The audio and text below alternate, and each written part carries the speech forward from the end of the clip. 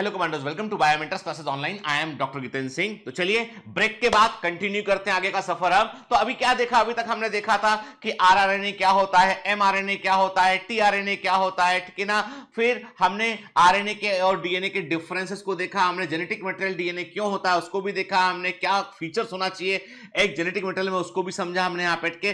फिर हमने कि टेम्पलेट स्ट्रैंड क्या होता है, कोडिंग स्ट्रैंड क्या होता है, और रूल ऑफ बेस्ट पेयरिंग या कॉम्प्लीमेंट्री स्ट्रैंड का फंडा कहां पर काम आता है। तो बहुत सारी चीजें हम ऑलरेडी समझ चुके हैं हमके, और मुझे पूरी उम्मीद है कि आप इंटरेक्टिव कीनोट्स को साथ लेकर बैठे होंगे और उसमें आप पॉइंट्स को नोट कर रहे होंगे। बेटा देखो, मॉलिक्यूलर बेसिस ऑफ इनहेरिटेंस के इंटरेक्टिव कीनोट्स में बहुत जगह पर फिल इन द ब्लैंक्स दे रखा है, और वो सारे आपको भरना है। आपको लेक्चर के दौरान भरना है, एनसीईआरटी साथ लेकर भरना है। आप ये मत बोलना सर ये भरा हुआ भी प्रोवाइड कर दो हमको ब्लैंक्स, ठीक है। वो आपके लिए इंटरेक्शन आपको करना है, मुझे नहीं करना। मैं अपना काम दे चुका हूं, अब आपको जो है कीनोट्स में थोड़ा मेहनत करना है। और मैं बिलीव मी, वो कीनोट्स ऐसे कि आपने एक बार उनमें फिल इन द ब्लैंक्स भर दिए, उनके छोटे छोटे प्रश्नों के उत्तर कर दिए आपने, तो आप कभी वो चैप्टर नहीं भूलेंगे। चलिए ठीक है, तो कंटिन्यू करते हैं। वैसे ही लेक्चर लंबा था, दूसरा भी लंबा हो जाएगा, तो फिर आप बोलोगे कि इतना लंबा लंबा पढ़ाते हो सर, ठीक है।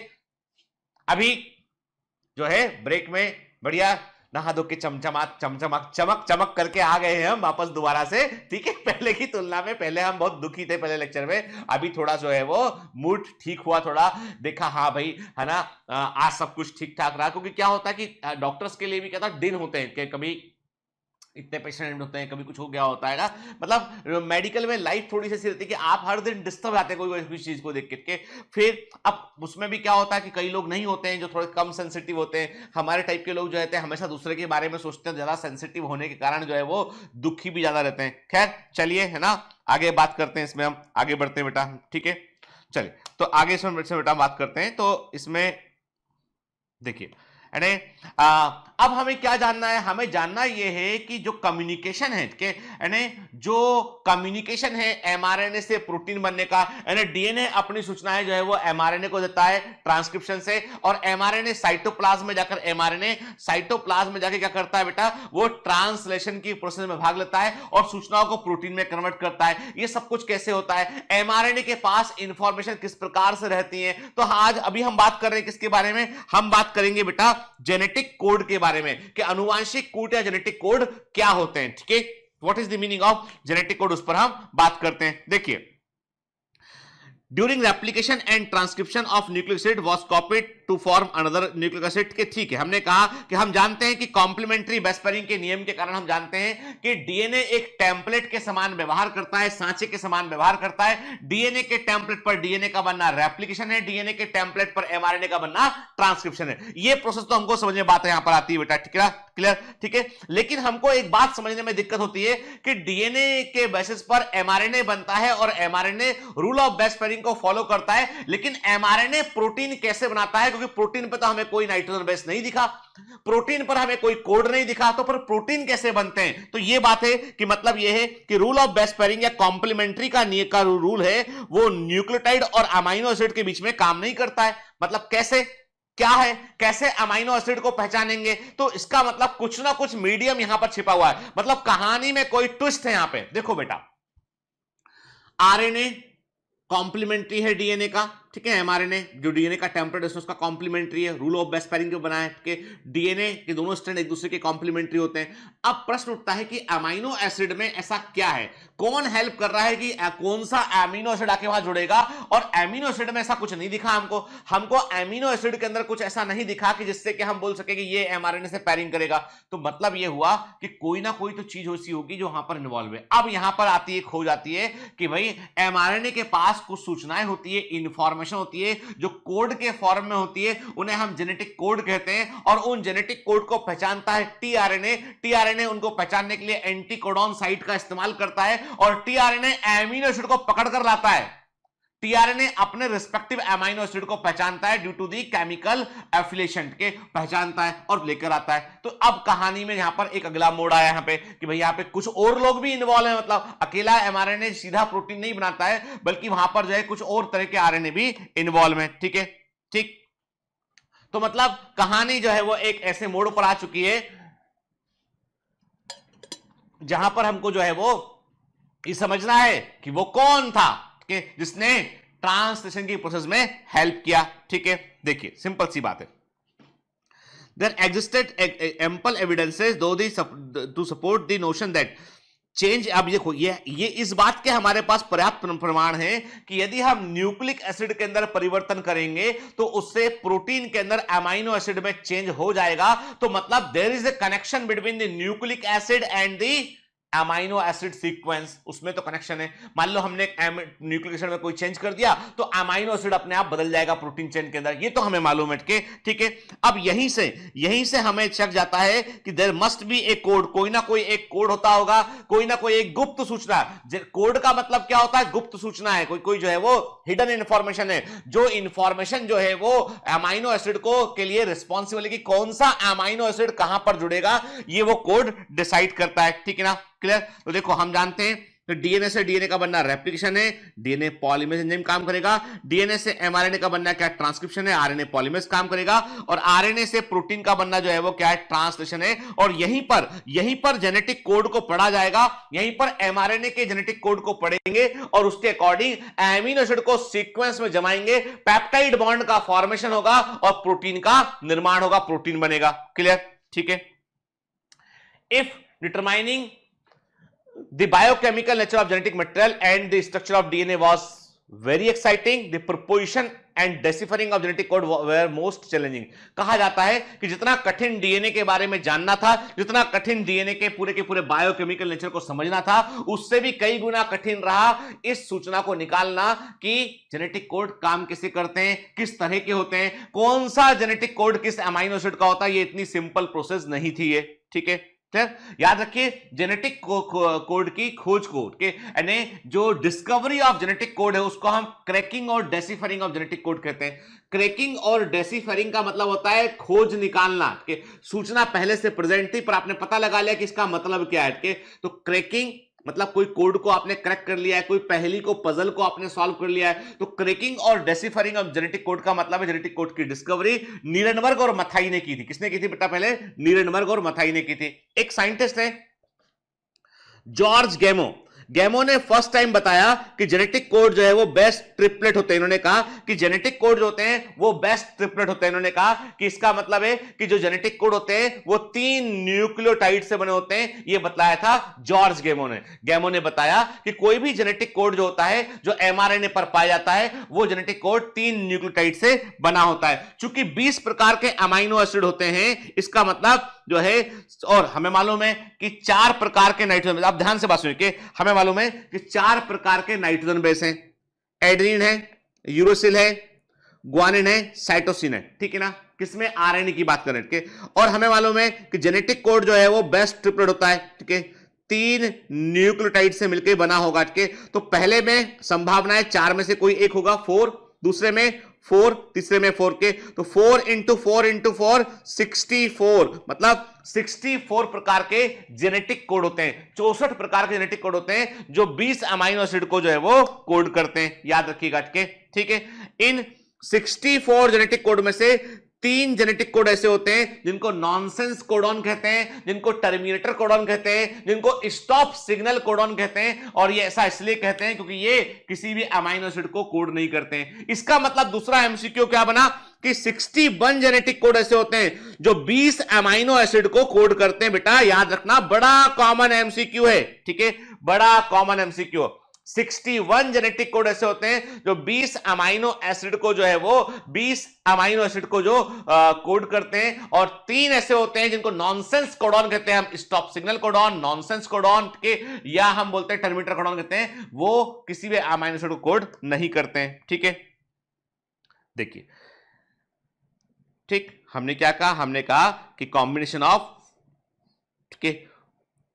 4 इंटू 4 64 कोडॉन हमको देखने मिलते हैं बेटा। ठीक, जेनेटिक कोड जो है वो अब ट्रिपलेट होता है। इसके लिए क्या एविडेंस देंगे या इसके लटके? देखिए, हरगोविंद खुराना के, याद रखिएगा, इंडियन जो है साइंटिस्ट है जो बाद में जो है वो यूएसए शिफ्ट, जर्मनी शिफ्ट हुए, देन वो यूएसए शिफ्ट हो गए थे। तो हरगोविंद खुराना जो है, इन्होंने जो है वो क्रैकिंग और डेसिफरिंग ऑफ जेनेटिक कोड में रोल प्ले किया। इन्होंने क्या किया? इन्होंने होमोपॉलीमर और कोपॉलीमर को तैयार किया इन्होंने। जैसे इन्होंने क्या किया? Cytosine uracil, cytosine uracil, cytosine uracil, cytosine uracil, ऐसे उन्होंने एक एमआरएनए बनाया। अब इसमें क्या कहा उन्होंने, कहा जो कोड है, जेनेटिक कोड है वो ऐसा है, CUC UCU CUC UCU, मतलब दो ही प्रकार के अमाइनो एसिड उनको अल्टरनेट क्रम में प्रोटीन चेन में देखने मिले जब ये जेनेटिक कोड उन्होंने इस्तेमाल किया। मतलब जब कोपॉलीमर बोलते हो आप, मतलब एक से अधिक प्रकार के न्यूक्लियोटाइड प्रेजेंट थे। जब आप होमोपॉलीमर बोलते हो, अब देखो सबसे पहले होमोपॉलीमर किसने इस्तेमाल किया, वो यूज किया नीरेनबर्ग और मथाई ने। किसने यूज किया बेटा, नीरेनबर्ग एंड मथाई। इनको क्रैकिंग और डेसिफरिंग ऑफ जेनेटिक कोड का श्रेय दिया जाता है। इन्होंने क्या किया, इन्होंने पॉली ए बनाया, पॉली सी बनाया, पॉली जी बनाया, ठीक है, और पॉली जो है उन्होंने यू बनाया, ठीक है। सबसे पहला जेनेटिक कोड जो खोजा गया था वो था फिनाइल एलेनिन का triple U. It is the first genetic code जो डिस्कवर किया गया था, वो ट्रिपल यू था, फिनाइल एलेनिन का जेनेटिक कोड था, ठीक है। याद रखना, छोटी छोटी बातें, और ये बातें गोल्डन पॉइंट्स में दे रखी की नोट्स में बेटा, उनको ध्यान से पढ़ लीजिएगा, ठीक है। Marshall Nirenberg cell free system में इन्होंने प्रोटीन सिंथेसिस किया उन्होंने, और इन्होंने जेनेटिक कोड को खोजने के लिए होमोपॉलीमर का इस्तेमाल किया इन्होंने, और पहला जेनेटिक कोड इन्होंने ही खोजा, क्रैक किया उन्होंने, ठीक है, क्लियर। फिर सिवेरो ओका ने एक तरीका खोज निकाला था। इन्होंने क्या किया, इन्होंने जो है बगैर डीएनए टेम्पलेट के, बगैर डीएनए के सांचे से मनचाहे आरएनए को बनाने का तरीका खोज निकाला। और यदि ये तरीका ये ना खोज पाते ना, तो नीरेनबर्ग और मथाई और हरगोबिंद खुराना कोई भी मनचाहा आरएनए नहीं बना पाते। तो सिवेरो ओका ने पता लगाया था, ओका ने, किस प्रकार से आप लेबोरेटरी में अपने मनचाहे आरएनए को बना सकते हैं। और इसके लिए उन्होंने जो एंजाइम इस्तेमाल किया, जो एग्जाम में बेटा आ सकता है, 2021 का क्वेश्चन हो सकता है, वो एंजाइम है पॉलीन्यूक्लियोटाइड फॉस्फोराइलेज। वो क्या है, वो है polynucleotide phosphorylase is the enzyme के, ठीक है, जिसे सिवेरो ओका एंजाइम कहते हैं। और ये पॉलीमराइजेशन करता है किसका, एमआरएनए आरएनए का। आपने कहा कि हम यूरोसिल से को जोड़कर हम बनाएंगे पॉली यू, हमको बनाना है poly you you you you you you के, आप एंजाइम यूज करो, बन जाएगा ये के। आपने कहा हम बनाएंगे पॉली सी बनाएंगे हम, तो पॉली सी बना लीजिए। Triple C the code for proline amino acid, proline amino acid का कोड है, ठीक है। तो कहने का मतलब यह है कि इन्होंने बगैर टेम्पलेट के, विथआउट टेम्पलेट, बगैर टेम्पलेट के, इन्होंने टेम्पलेट इंडिपेंडेंट मैनर में एंजाइमेटिक सिंथेसिस ऑफ आरएनए को खोज निकाला। इन्होंने पॉलीन्यूक्लियोटाइड फॉस्फोराइलेज एंजाइम का इस्तेमाल किया और मनचाहे आरएनए को बनाना सिखा दिया। और इसी कारण से नीरेनबर्ग और मथाई और हरगोविंद खुराना मनचाहे आरएनए को बनाकर उसको प्रोटीन चेन बनाने में यूज कर पाए, और पता लगा लिया उन्होंने कि जेनेटिक कोड क्या हो सकता है, ठीक है, क्लियर। फाइनली हमारे पास जो है जेनेटिक कोड का आज पूरा हमारे पास जो है पूरा डायरेक्टरी आ चुका है। अब हम समझते हैं अच्छे से कि जेनेटिक कोड जो है वो किस प्रकार के होते हैं, यानी किसका जेनेटिक कोड क्या होता है, ठीक है ना। चलिए देखते हैं इसमें हम जो पहला खोजा, जो सबसे पहला खोजा गया जेनेटिक कोड था वो क्या था, वो था ट्रिपल यू, फिनाइल एलेनिन का कोड। ये फर्स्ट डिस्कवर्ड कोडॉन था बेटा, इंपॉर्टेंट है ये, ठीक है। फिर ट्रिपल सी प्रोलीन का कोड था, ये भी नीरेनबर्ग मथाई ने खोजा, ठीक है, ठीक। फिर ट्रिपल ए कहां गया हमारा, ट्रिपल ए, चलो देखते कहां है, इसमें दिख नहीं रहा मेरे को कहां है, ट्रिपल ए यहां आएगा ना, ठीक है। तो मैंने क्या कहा आपसे कि यदि हम देखें यहां पे कि ट्रिपल ए लाइसिन का कोड है, ठीक है, थर्ड कोडॉन जो खोजा गया।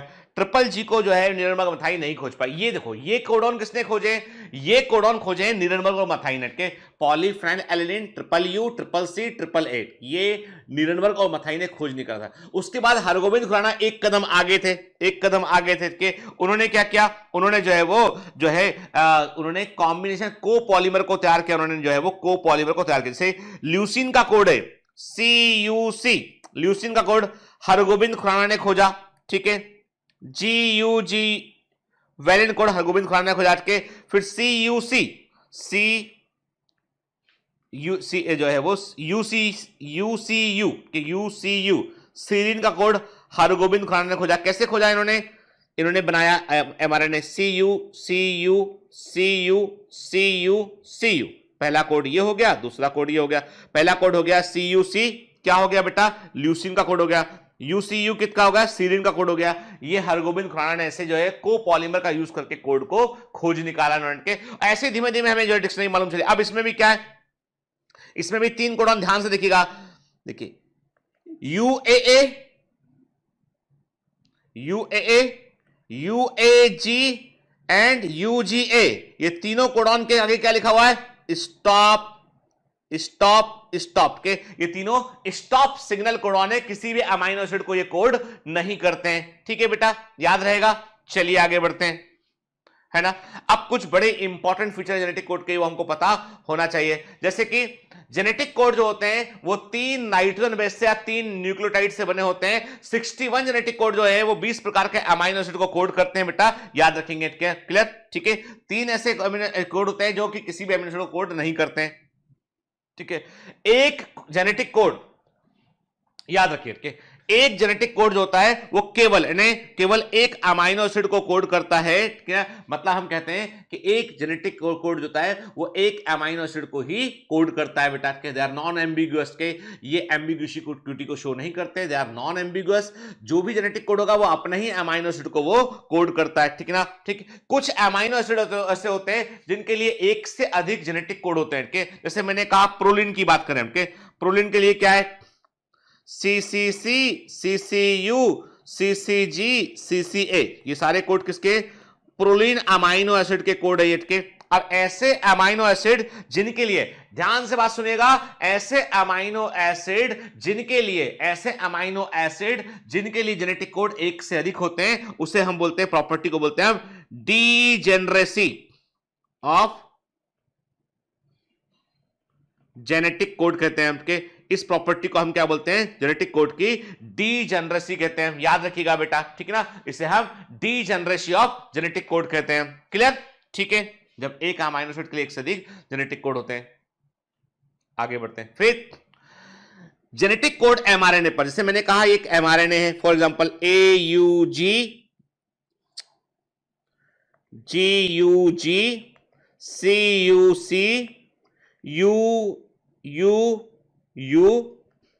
ACC, मान लो फॉर एग्जांपल हमने कहा ये एक एमआरएनए समझने के लिए। अब इस एमआरएनए में जेनेटिक कोड क्या है? ठीक है, AUG पहला कोड हो गया, GUG, CUC, UU, ACC, ऐसे 5 कोड दे रखे। ठीक है, तो वो कहते हैं कि जो एमआरएनए होता है उसमें जो जेनेटिक कोड होते हैं वो बिल्कुल सीक्वेंस होते हैं, कंटीन्यूअस फैशन होते हैं, इनके बीच में कोई पंक्चुएशन नहीं होता। ऐसा नहीं होता है कि आपने मान लो फॉर एग्जांपल, ध्यान से मेरी बात सुना, फॉर एग्जांपल आपने इसको हटा दिया, ए को आपने हटा दिया, तो ऐसा नहीं होगा कि पहला वाला कोड खराब हो गया, नहीं ऐसा नहीं होगा, क्योंकि ये कंटिन्यूएशन होते हैं। तो पहला कोड क्या बन जाएगा?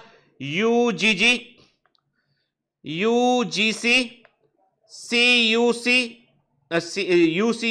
UCU, UUA, CC and so on. मतलब पूरा कोड शिफ्ट कर गया। हम बोले इसको क्या बोले? हमने कहा पूरा का पूरा फ्रेम जो है वो शिफ्ट कर गया, पूरा फ्रेम शिफ्ट कर गया, ये है ना बेटा, है ना। मतलब कोई पंक्चुएशन नहीं होता। यदि कोई पंक्चुएशन होता तो क्या होता कि वो एक पहले ही कोड खराब होता, बाकी सब नॉर्मल बनते, लेकिन सब बदला गए। मतलब कोई भी कॉमा या पंक्चुएशन इसमें नहीं होता है। ठीक है, फिर जेनेटिक कोड यूनिवर्सल होते हैं, और यही तो फंडा है कि जेनेटिक कोड यूनिवर्सल है, इसीलिए हम जो है हमारे बॉडी में मिलने वाले प्रोटीन जो है हमारे जीन का इस्तेमाल करके, हमारे जीन का यूज करके हम बैक्टीरिया के अंदर भी इंसुलिन को बना सकते हैं, क्योंकि genetic code are universal. UU यदि फिनाइल एलेनिन का कोड मेरे में है तो बैक्टीरिया में भी वही है उठके, तो जेनेटिक कोड यूनिवर्सल होते हैं, साप्तिक होते हैं उठके। ठीक है, तो मैंने कहा UU फिनाइल का कोड है बैक्टीरिया के अंदर भी, ह्यूमन के अंदर भी। ठीक है ना, कुछ एक्सेप्शन हमको माइटोकॉन्ड्रियल कोडॉन में देखने मिलते हैं, कुछ प्रोटोजोआ में देखने मिलते हैं, but they are not very significant, तो उससे इतना फर्क नहीं पड़ता है। परंतु मोटे तौर पे देखा जाए तो जेनेटिक कोड यूनिवर्सल होते हैं। ठीक है, फिर जो है याद रखिए, there are few punctuation codon, कुछ ऐसे कोडॉन होते हैं जिनको हम बोलते हैं पंक्चुएशन कोडॉन कहते हैं। मतलब दे कोड फॉर अमाइनो एसिड को कोड करते हैं, ये अमाइनो एसिड को कोड करते हैं, साथ में दे परफॉर्म एडिशनल फंक्शन, दूसरा काम भी करते हैं। जैसे कि एक होता है कोड AUG, ये अमाइनो एसिड मीथियोनिन को, ध्यान से बात सुनो, ये अमाइनो एसिड मीथियोनिन को कोड करता है, लेकिन ये प्रोटीन बनने की शुरुआत करता है, तो it is the start signal codon. ये हमेशा हर एमआरएनए का पहला कोडॉन, होगा AUG। Very very important common question के, हर एमआरएनए का पहला कोडॉन होगा बेटा AUG, और हर प्रोटीन चेन का, एवरी प्रोटीन चेन का पहला अमाइनो एसिड होगा मीथियोनिन, बिल्कुल मत भूलना। क्लियर? तो ये पंक्चुएशन कोडॉन हो गया, डबल काम कर रहा है। इनिशिएटर कोडॉन बोलते हैं इसको, शुरू करने वाला कोडॉन भी कहते हैं इसको। फिर 3 कोडॉन होते हैं, यूएए, यूजीए और यूए, यूजीए और यूएजी के ये होते हैं स्टॉप सिग्नल कोडॉन, ये रोकने का काम करते हैं। ठीक है, तो याद रखना हमको, है ना। ठीक है, चलिए फिर अब if the following is the sequence of the nucleotide in mRNA, predict the sequence of amino acid coded by। अब देखो सिंपल सी बात है, हम जानते हैं कि ये मिथ्योनिन का कोड है, फिनाइल एलिनिन का कोड है, ठीक है ना। तो हम जानते हैं कि अभी यदि हम एमआरएनए का सीक्वेंस देखें तो हमारे पास जेनेटिक कोड की एक डायरेक्टरी है, हमारे पास एक डायरी है पूरी की, हमें पता है कि कौन सा कोड किसका है, कि ट्रिपल ए लाइसिन का कोड है, हमें मालूम है ट्रिपल सी प्रोलिन का कोड है, ट्रिपल यू फिनाइल एलिनिन का कोड है, ठीक है ना। एयूजी जो है वो किसका कोड है बेटा, मिथ्योनिन कोड है। तो अभी तो हम जानते हैं कि तो यदि एमआरएनए का सीक्वेंस पढ़ लें हम, तो हम प्रोटीन का सीक्वेंस क्या होगा बता देंगे हम। उल्टा भी कर सकते हैं, यदि हमारे पास प्रोटीन चेन है, हमारे पास कोई प्रोटीन चेन है और उस प्रोटीन चेन में हमने एमिनो एसिड के सीक्वेंस का पता लगा लिया, तो क्या हम उसके लिए एमआरएनए नहीं बना पाएंगे? बिल्कुल एमआरएनए बना पाएंगे। क्या उसके लिए हम डीएनए नहीं बना पाएंगे? बिल्कुल डीएनए बना पाएंगे। हमको क्या, यदि हमको सीक्वेंस पता है तो हम उसके अकॉर्डिंग को जो है न्यूक्लियोटाइड को जोड़कर जो है वो असेंबल करके न्यूक्लिक एसिड बना सकते हैं। ठीक है, क्लियर। अब जैसे मैंने आपको बताया बेटा, जेनेटिक कोड की कुछ प्रॉपर्टी है। अब सुनो बेटा, पहले हम समझते हैं फंडा, फिर आगे पढ़ेंगे क्या लिखा के। फंडा ये है कि एक एमआरएनए है, इस पर कोड है मैंने इस पर कोड है बेटा, ठीक है, AUG, GGG, GCG, CCU, UUU, ठीक है, AAC फॉर, मान लिया हमने कोई कोड के लास्ट में ये हो गया UGA, मान लो। ठीक है, ये क्या हो गया, ये हो गया इनिशिएटर कोडॉन हो गया, स्टॉप सिग्नल कोडॉन हो गया, है ना बेटा। नॉर्मल एमआरएनए था, जिंदगी बढ़िया चल रही थी, और फिर क्या हुआ, फिर हुआ ये कि एक म्यूटेशन हो गया। क्या हुआ म्यूटेशन में, एक रेडिएशन आया, टिंग डिंग डिंग डिंग आया, इसने इसको हटा दिया, डिस्ट्रॉय कर दिया, हटा दिया। अब क्या हुआ, पहला कोड AUG तो एज इट इज रहा, दूसरा कोड क्या हो गया, दूसरा कोड हो गया ये, सुनिए ध्यान से, GGG, तीसरा हो गया CGC, चौथा हो गया UCUU, नेक्स्ट हो गया UUA, ACU and GA, and so on. क्या हुआ, आपने क्या कहा, आपने कहा कि the entire frame is shifted, पूरा का पूरा सब अमाइनो एसिड बदल गए। एक देखो, अब यहां पे क्या था, ट्रिपल जी था, एक अमाइनो एसिड कोड चेंज हुआ यहां पे, तो फिर ट्रिपल जी कोड आ गया, तो यहां पे तो कोई फर्क नहीं पड़ा, इस जगह पे कोई फर्क नहीं पड़ा। This is the silent gene mutation, ये साइलेंट हो गया यहां पे, यहां पर कोई फर्क नहीं पड़ा। लेकिन आगे की पूरी चेन है, यहां पर तो साइलेंट बोल दिया हमने जीन म्यूटेशन को, यहां पर पूरी चेन बदल गई, that is the frame shift mutation. तो क्या होता है बेटा कि यदि हम कोई एक न्यूक्लियोटाइड को जोड़ दें हम, तो भी फ्रेम पूरा शिफ्ट कर जाएगा, एक हटा दें तो भी फ्रेम पूरा जो फ्रेम है पूरा वो शिफ्ट कर जाएगा। मान लो हम ऐसा करते हैं, हम कोई हटाते ना हम जोड़ते, हम क्या करते हैं, जी की बजाय ए लगा देते हैं। हम जी की बजाय हमने क्या किया, हमने यहां पे ए लगा दिया, ठीक है। तो क्या होता, क्या तब फ्रेम शिफ्ट करता? तब फ्रेम शिफ्ट नहीं करता, क्योंकि बाकी सब वैसे होता है, केवल एक एमिनो एसिड में फर्क पड़ता है, that is the point gene mutation. ये है पॉइंट जीन म्यूटेशन, इसमें पूरा फ्रेम शिफ्ट नहीं किया है, केवल जो है ट्रांजिशन या ट्रांसवर्जन हुआ है। अब ये हम ऑलरेडी बात कहां कर चुके हैं, जेनेटिक्स में ऑलरेडी हम बात कर चुके हैं इसके बारे में, ठीक है बेटा।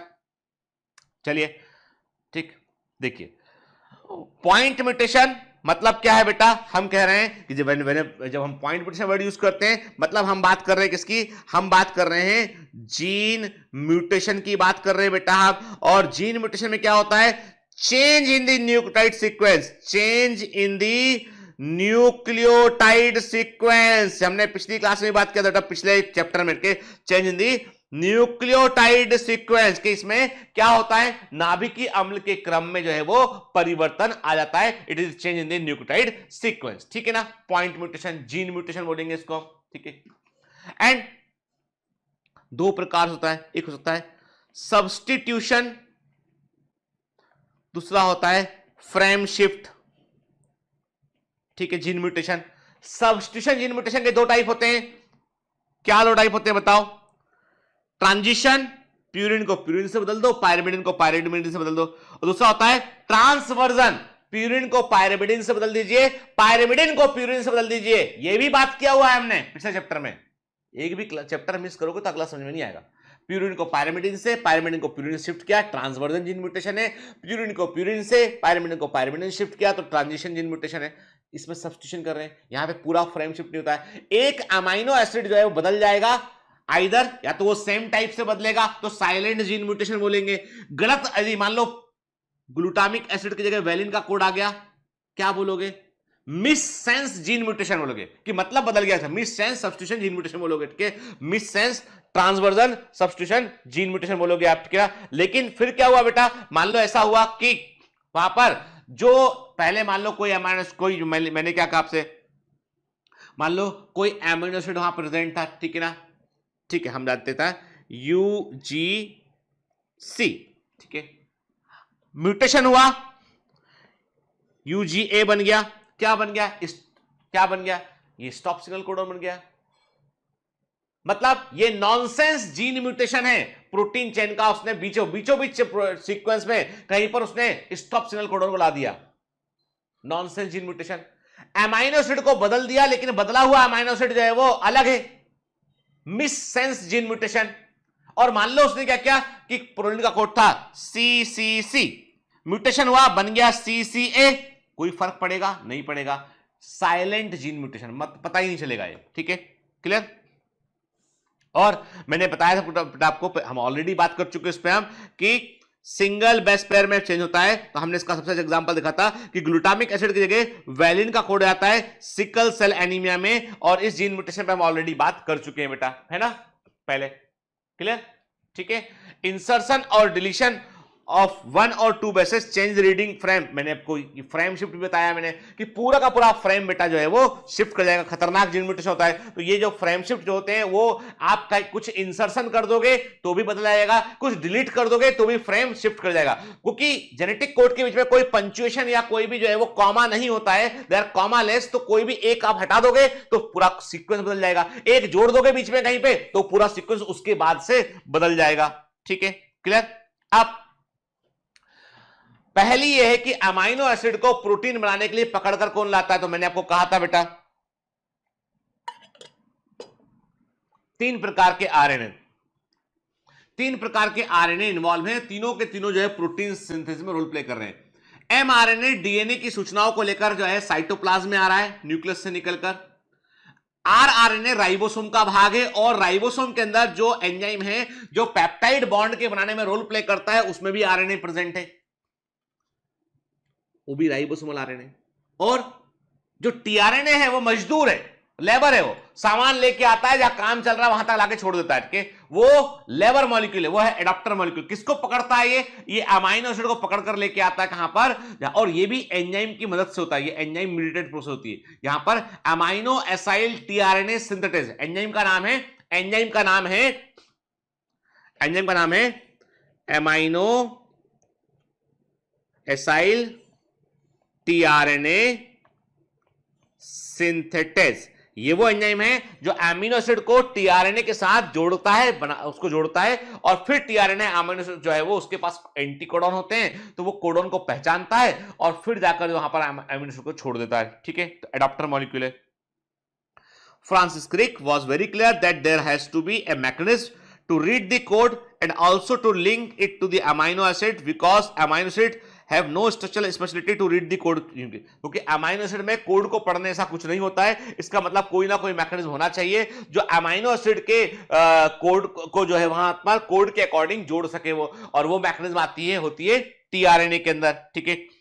देखिए, तो तब हमें मालूम चला कि there must be an adapter molecule होना चाहिए, और ये एडाप्टर मॉलिक्यूल फाइनली क्या निकला? वो निकला टीआरएनए। तो tRNA is the adapter molecule, इसे सॉल्युबल आरएनए भी कहते हैं, और ये वो आरएनए होता है जो आरएनए जो है वो अमाइनो एसिड को प्रोटीन सिंथेसिस के स्थान मतलब राइबोसोम तक वो लेकर आता है, क्लियर। इसकी जो 3 प्राइम आर्म होती है, जो उसकी 3 प्राइम आर्म होती है वो अमाइनो एसिड को जोड़ने का काम करती है। याद रखिएगा टीआरएनए जो है वो अनयूजुअल बेस पेयरिंग शो करता है, असामान्य बेस पेयरिंग शो करता है, जो मतलब हम ऐसा बोलेंगे कि it shows the unusual base pairing, क्योंकि ये सिंगल स्ट्रैंडेड होता है और लेकिन तब भी एक प्रकार से ये पेयरिंग को शो करता है, जिसको हम अनयूजुअल बेस पेयरिंग में कह सकते हैं। कि कुछ विशेष प्रकार के ऐसे नाइट्रोजन बेस हैं जो अनयूजुअल नाइट्रोजन बेस हैं, वो भी हमको टीआरएनए के अंदर दिखाई पड़ते हैं। ठीक है, इसमें एक एंटी कोडॉन लूप होती है और एंटी कोडॉन लूप जो होती है वो एमआरएनए के कोडॉन को पहचानने का काम करती है। मतलब टीआरएनए कैसे पहचान पढ़ता है कोड, टीआरएनए कोड कैसे पढ़ता है, तो टीआरएनए को कोड पढ़ने के लिए उसके पास एक तरीका होता है कि उसके पास एंटी कोडॉन आर्म होती है। यदि यदि यदि लिखा हुआ है एमआरएनए पर यू यू यू यू, ये है कोडॉन, तो टीआरएनए का एंटी कोडॉन क्या होगा, टीआरएनए का एंटी कोडॉन होगा A is the anti codon on the tRNA, ये पहचान लेगा इसको। ठीक है ना, क्लियर। और फिनाइल एलेनिन अमाइनो एसिड को वहां लाकर छोड़ देगा। ठीक है बेटा, कोई ट्रिपल यू किसका कोड है, फिनाइल एलेनिन का। याद रखिए कोड जो भी अमाइनो एसिड का कोड है वो एमआरएनए से हम डिसाइड करते हैं। ठीक है, क्लियर। और हर एक अमाइनो एसिड के लिए टीआरएनए स्पेसिफिक होते हैं, मतलब 20 type of tRNA, 20 type of tRNA होते हैं। इसका मतलब 20 टाइप ऑफ टीआरएनए होते हैं, क्योंकि 20 प्रकार के अमाइनो एसिड जो है प्रोटीन बनाने में रोल प्ले करते हैं। अब आपके दिमाग में क्वेश्चन आ गया कि 61 तो जेनेटिक कोड है सर, 61 जेनेटिक कोड है जो अमाइनो एसिड को कोड कर रहे होते हैं, जबकि टीआरएनए आप बोल रहे हो 20 टाइप के होते हैं। इसका मतलब एक टीआरएनए एक से अधिक जेनेटिक कोड को पहचान सकता है। तो बिल्कुल सही बात है बेटा। क्या जैसे मैंने कहा प्रोलिन का कोड क्या है, प्रोलिन अमाइनो एसिड का कोड होता है CCC, CCA, CCG और CCU, ये प्रोलिन का कोड है के। अब जो टीआरएनए इसको पहचानता है प्रोलिन को, वो होता है GG वाला, ये इसको भी पहचान लेगा, इसको भी पहचान लेगा, इसको भी पहचान लेगा, इसको भी पहचान लेगा उठ के। अब बोलोगे तीसरा वाला क्या इंपॉर्टेंट नहीं है? हाँ, तीसरा वाला इंपॉर्टेंट यहां पर एंटी कोडॉन में तीसरा वाला कुछ जगह पर इंपॉर्टेंट है, कुछ जगह पर इंपॉर्टेंट नहीं है। इसे बोलते हैं हम बोबल हाइपोथेसिस, इसे बोलते हैं हम बोबल हाइपोथेसिस। मतलब टीआरएनए के एंटी कोडॉन के पहले 2 नाइट्रोजन बेस ज्यादा स्पेसिफिक होते हैं, थर्ड वाला नॉट वेरी स्पेसिफिक, इसे बोबल हाइपोथेसिस कहते हैं। इसीलिए 20 तरह के टीआरएनए 61 टाइप के अमीनो एसिड को पहचान लेते हैं। ठीक है, स्पेसिफिक टीआरएनए, ऐसा टीआरएनए जिसको हम इनिशिएटेड टीआरएनए कहते हैं, ये वो टीआरएनए होता है जिसमें कि जो कि मीथियोनिन अमाइनो एसिड को कोड को पकड़ कर लाता है, इसको हम इनिशिएटर टीआरएनए कहते हैं। कि स्टॉप सिग्नल कोडॉन के लिए कोई भी टीआरएनए नहीं होता है बेटा। ठीक है, टीआरएनए कोई जो है वो सेकेंडरी स्ट्रक्चर शो करता है, इसे क्लोवर लीफ कहते हैं। क्लोवर लीफ मॉडल को रॉबर्ट हॉले ने दिया था, रॉबर्ट हॉले ने क्लोवर लीफ मॉडल को दिया था। ठीक है बेटा, है ना। और जो है वो जो है ये 3D स्ट्रक्चर में ये जो है वो कैसा दिखाई पड़ता है, एल के समान ये दिखाई पड़ता है। 3D स्ट्रक्चर में हमको एल के समान दिखाई देता है। ठीक है, अब बात करते हैं कि प्रोटीन कैसे। चलो हम टीआरएनए समझ गए।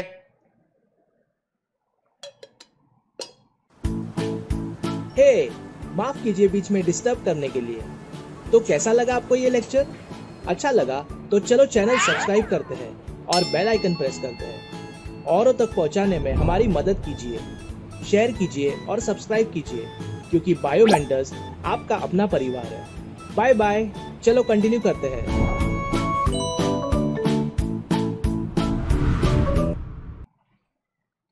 टीआरएनए हमको समझ में आया। अब बात करते हैं कि प्रोटीन कैसे बनता है, ट्रांसलेशन कैसे होता है। ट्रांसक्रिप्शन तो समझ चुके हैं हम। ठीक है, देखिए सिंपल सी बात है। ट्रांसलेशन का मतलब क्या, पहले तो हम बात करते हैं बेटा कि what is the meaning of translation. तो ट्रांसलेशन का मतलब क्या होता है बेटा कि एमआरएनए के सांचे पर राइबोसोम की मदद से जो है वो प्रोटीन को बनाना। प्रोटीन बनाने का मतलब है कि अमाइनो एसिड का पॉलीमराइजेशन करना। ठीक है, पेप्टाइड चेन को तैयार करना। क्लियर। और जो पेप्टाइड चेन बनेगी उसमें एमआरएनए डिसाइड करेगा कि एमिनो एसिड किस क्रम से जुड़ेंगे। तो मतलब what is decided by the mRNA. mRNA decided the sequence of amino acid in a polypeptide chain. क्या mRNA निर्धारित करता है? mRNA निर्धारित करता है कि एक प्रोटीन श्रृंखला में एमिनो एसिड का क्रम क्या होगा। ठीक है, क्लियर। पेप्टाइड बॉन्ड, है ना बेटा। दो एमिनो एसिड को जोड़ने के लिए कौन सा बॉन्ड बनता है? पेप्टाइड बॉन्ड बनता है। कैसा होता है? मैंने कहा ये ऐसा होता है, ठीक है। CONH is the peptide bond, याद रखना बेटा, ठीक है ना। और इसको बनाने के लिए एनर्जी की रिक्वायरमेंट होती है।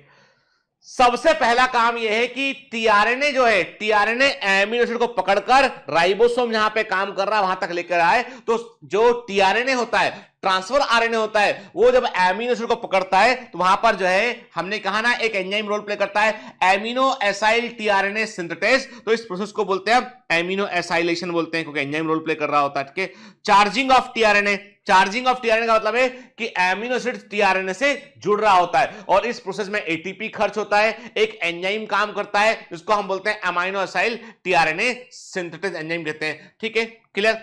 तो ये चार्ज है। तो चार्जिंग ऑफ टीआरएनए का मतलब है टीआरएनए से एमाइनो एसिड का जुड़ना, ठीक है। फिर ये चार्ज टीआरएनए क्या करते हैं? ये वास्तव में ये उस एमिनो एसिड को जो है वो एमआरएनए तक लेकर आते हैं और राइबोसोम तक लेकर आते हैं। राइबोसोम पर पहुंचते तो एमआरएनए के सीक्वेंस को पढ़ते हैं। जो एमआरएनए का सीक्वेंस होता है उसके जो कोडॉन होता है उसके अकॉर्डिंग एंटी कोडॉन को पहचानते हैं और पास एमिनो एसिड को लेकर आते हैं। जैसे वो एमिनो एसिड पास आते हैं तो जो राइबोसोम है, राइबोसोम के पास में जो है पेप्टिडिल सिंथेटेज, पेप्टाइडिल सिंथेटेज नाम का एंजाइम होता है जो उसके बीच पेप्टाइड बॉन्ड का फॉर्मेशन कर देता है। देखो आप जैसे पास में आए, अब देखो एक एमिनो एसिड का COH ग्रुप है, कार्बोक्सिल ग्रुप है, दूसरा एमिनो एसिड का एमिनो ग्रुप है। तो क्या देख रहे हैं आप? हमने कहा COOH से O और H को लिया, एमिनो ग्रुप से हाइड्रोजन को लिया, वो एक वाटर मॉलिक्यूल बाहर निकला, कंडेंसेशन रिएक्शन हुआ यहाँ पे और पेप्टाइड बॉन्ड का फॉर्मेशन हो गया। This is an enzyme mediated process, ठीक है, क्लियर।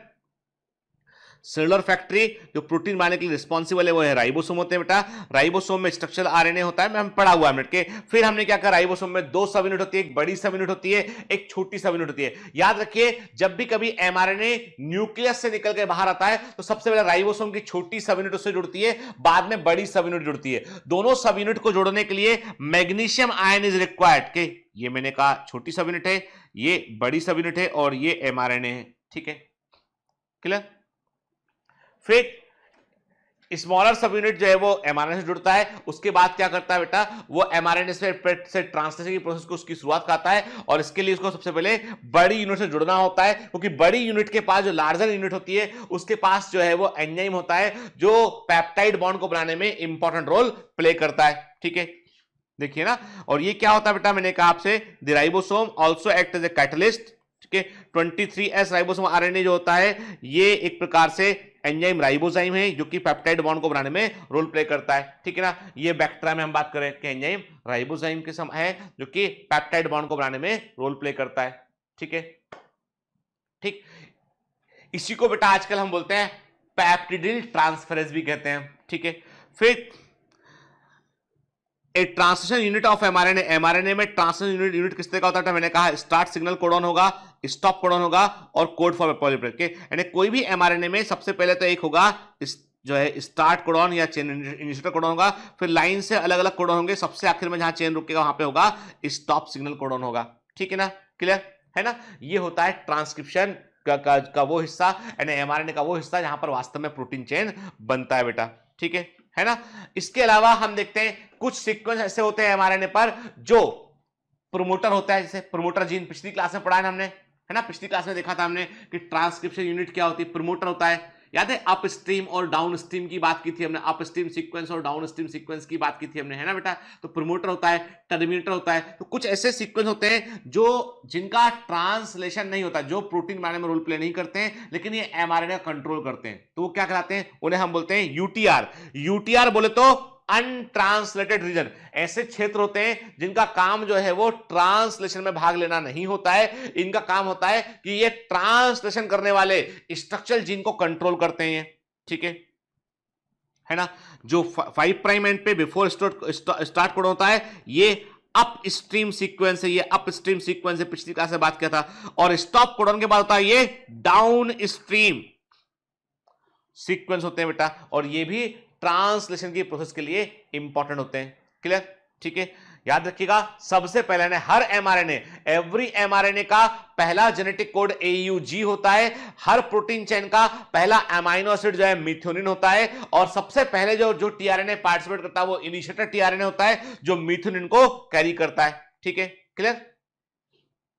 फिर हमें याद अच्छे से कि एक बार पूरा यूनिट बन गया ये, फिर एक के बाद एक राइबोसोम जो है एमआरएनए के जेनेटिक कोड को पढ़ेगा, उन जेनेटिक कोड के अकॉर्डिंग टीआरएनए अंदर आएगा और अपना अमाइनो एसिड वहां पर कंट्रीब्यूट करेगा और प्रोटीन चेन बनती चली जाएगी, पेप्टाइड बॉन्ड का फॉर्मेशन होता रहेगा यहाँ पर के। याद रखिएगा, जैसे हम इस एनिमेशन में देख रहे हैं, इस एनिमेशन को थोड़ा ध्यान दीजिए, फास्ट यानी प्रोसेस तो इससे बहुत फास्ट होती है। अभी आप जो है आप बोल रहे हैं थोड़ा स्लो कर दो, पर आप देखिए गौर से के कैसे एक के बाद एक है ना, राइबोसोम कैसे एमआरएनए को पढ़ रहा है, नीचे छोटी सा यूनिट है, ऊपर बड़ी सा यूनिट है, एक के बाद एक वो पढ़ रहा है, पढ़ते पढ़ते वो आगे बढ़ रहा है यहाँ पे, और तब तक आगे बढ़ रहा है जब तक कि वो जो है वो काम उसका रुक ना जाए बेटा। ठीक है ना, क्लियर। देखिए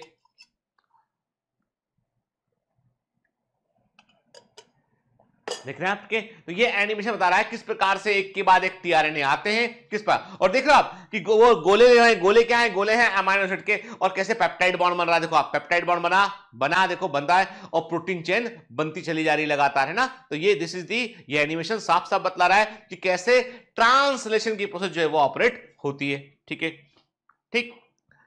कोडोन पे एक के बाद एक मूव करते हैं, एक के बाद एक सीक्वेंस टीआरएनए लेके आता है, अमाइनो एसिड को कंट्रीब्यूट करता है, पेप्टाइड बॉन्ड का फॉर्मेशन होता है। और इसका मतलब जो बनने वाली पेप्टाइड बॉन्ड है उसका सीक्वेंस एमआरएनए के कोडॉन से डिसाइडेड होता है। और एमआरएनए के कोडॉन क्या होंगे, कौन डिसाइड करता है, एमआरएनए के कोडॉन क्या होंगे वो कौन डिसाइड करता है, डीएनए का टेम्पलेट, डीएनए डिसाइड करता है। ठीक है, क्लियर। जब प्रोटीन चेन पूरी बन चुकी होती है तो release factor there stop signal codon पे पहुंचता है राइबोसोम, फिर वहां पे राइबोसोम की दोनों सब यूनिट अलग अलग हो जाती हैं, और वहां पे कुछ रिलीज फैक्टर होते हैं जो पेप्टाइड चेन को वहां से अलग कर देते हैं। अब पेप्टाइड चेन जो है वो आगे के काम में ले ली जाती है, यूज कर ली जाती है। ठीक है, क्लियर। तो ये तो बात की हमने किसके बारे में, ट्रांसलेशन के बारे में। तो बेटा याद रखे, यानी बिल्कुल सिंप्लीफाइड तरीके से मैंने बताने की कोशिश की, यही बेसिक फंडा है। चार्जिंग ऑफ टीआरएनए क्या होता है, इलोंगेशन क्या मतलब क्या है, के एंटी कोडॉन कहां पर होते हैं, कोडॉन कहां पर होते हैं, के एक्सेप्टर आर्म कौन सी होती है, 3 prime is the acceptor arm, याद रखना के टीआरएनए में। क्लियर। अब बात करते हैं रेगुलेशन ऑफ जीन एक्सप्रेशन की, बात करते हैं कैसे जीन को हम जो है वो रेगुलेट करते हैं। के ये तो समझ में बात आ गई कि ट्रांसक्रिप्शन कैसे होता है, ट्रांसलेशन कैसे होता है, पर is there any need of gene expression को रेगुलेट करने की कोई रिक्वायरमेंट है, बिल्कुल है बेटा। हम सभी, अब मेरी बात ध्यान से सुनिए, हम सभी का जन्म जब हुआ तो हम एक सिंगल सेल थे, जाइगोट थे हम। ठीक है, हम सभी का जन्म जब हुआ तो हम एक सिंगल सेल थे, हम जाइगोट थे, उसमें माइटोसिस हुआ, उससे मल्टी सेल कंडीशन बनी, एम्ब्रियो बना, देन हम बने। ठीक है, तो हमारी हर सेल सेम है, हमारी नर्व की, न्यूरॉन्स की जो सेल का जीनोम है, जो डीएनए है वो भी सेम है, लिवर की सेल का डीएनए भी सेम है, किडनी की सेल का डीएनए सेम है, इंटेस्टाइन की सेल का डीएनए सेम है, इवन स्किन की सेल का डीएनए सेम है। सब सेम है कि नहीं भाई, एक सेल थे, उससे डिवाइड होकर तो बने, है ना, जाइगोट से, सेम जेनेटिक मेकअप है। पर क्या कारण है कि लिवर में कोई एंजाइम नहीं बनता है, पैंक्रियाज में मैक्सिमम एंजाइम बनते हैं। भाई लिवर में कोई भी डाइजेस्टिव एंजाइम नहीं बनता है, पता है कि नहीं पता, कि पाचन में, डाइजेशन में रोल प्ले करना एंजाइम लिवर में नहीं बनता, वाइल बनता है। ठीक है,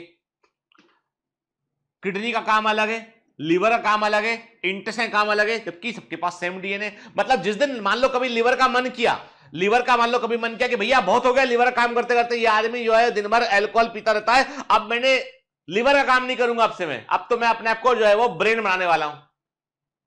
बिलीव मी पॉसिबल है। लिवर चाहे ना तो डिसाइड कर ले लिवर की भैया अब हमारे पास डीएनए पूरा प्रेजेंट है, अब हम तो बनेंगे ब्रेन, तो एक खोपड़ी अंदर बन गई। थ्योरेटिकली ये पॉसिबल है, क्योंकि आपकी हर सेल के पास में पूरा डीएनए का बैकअप प्रेजेंट है।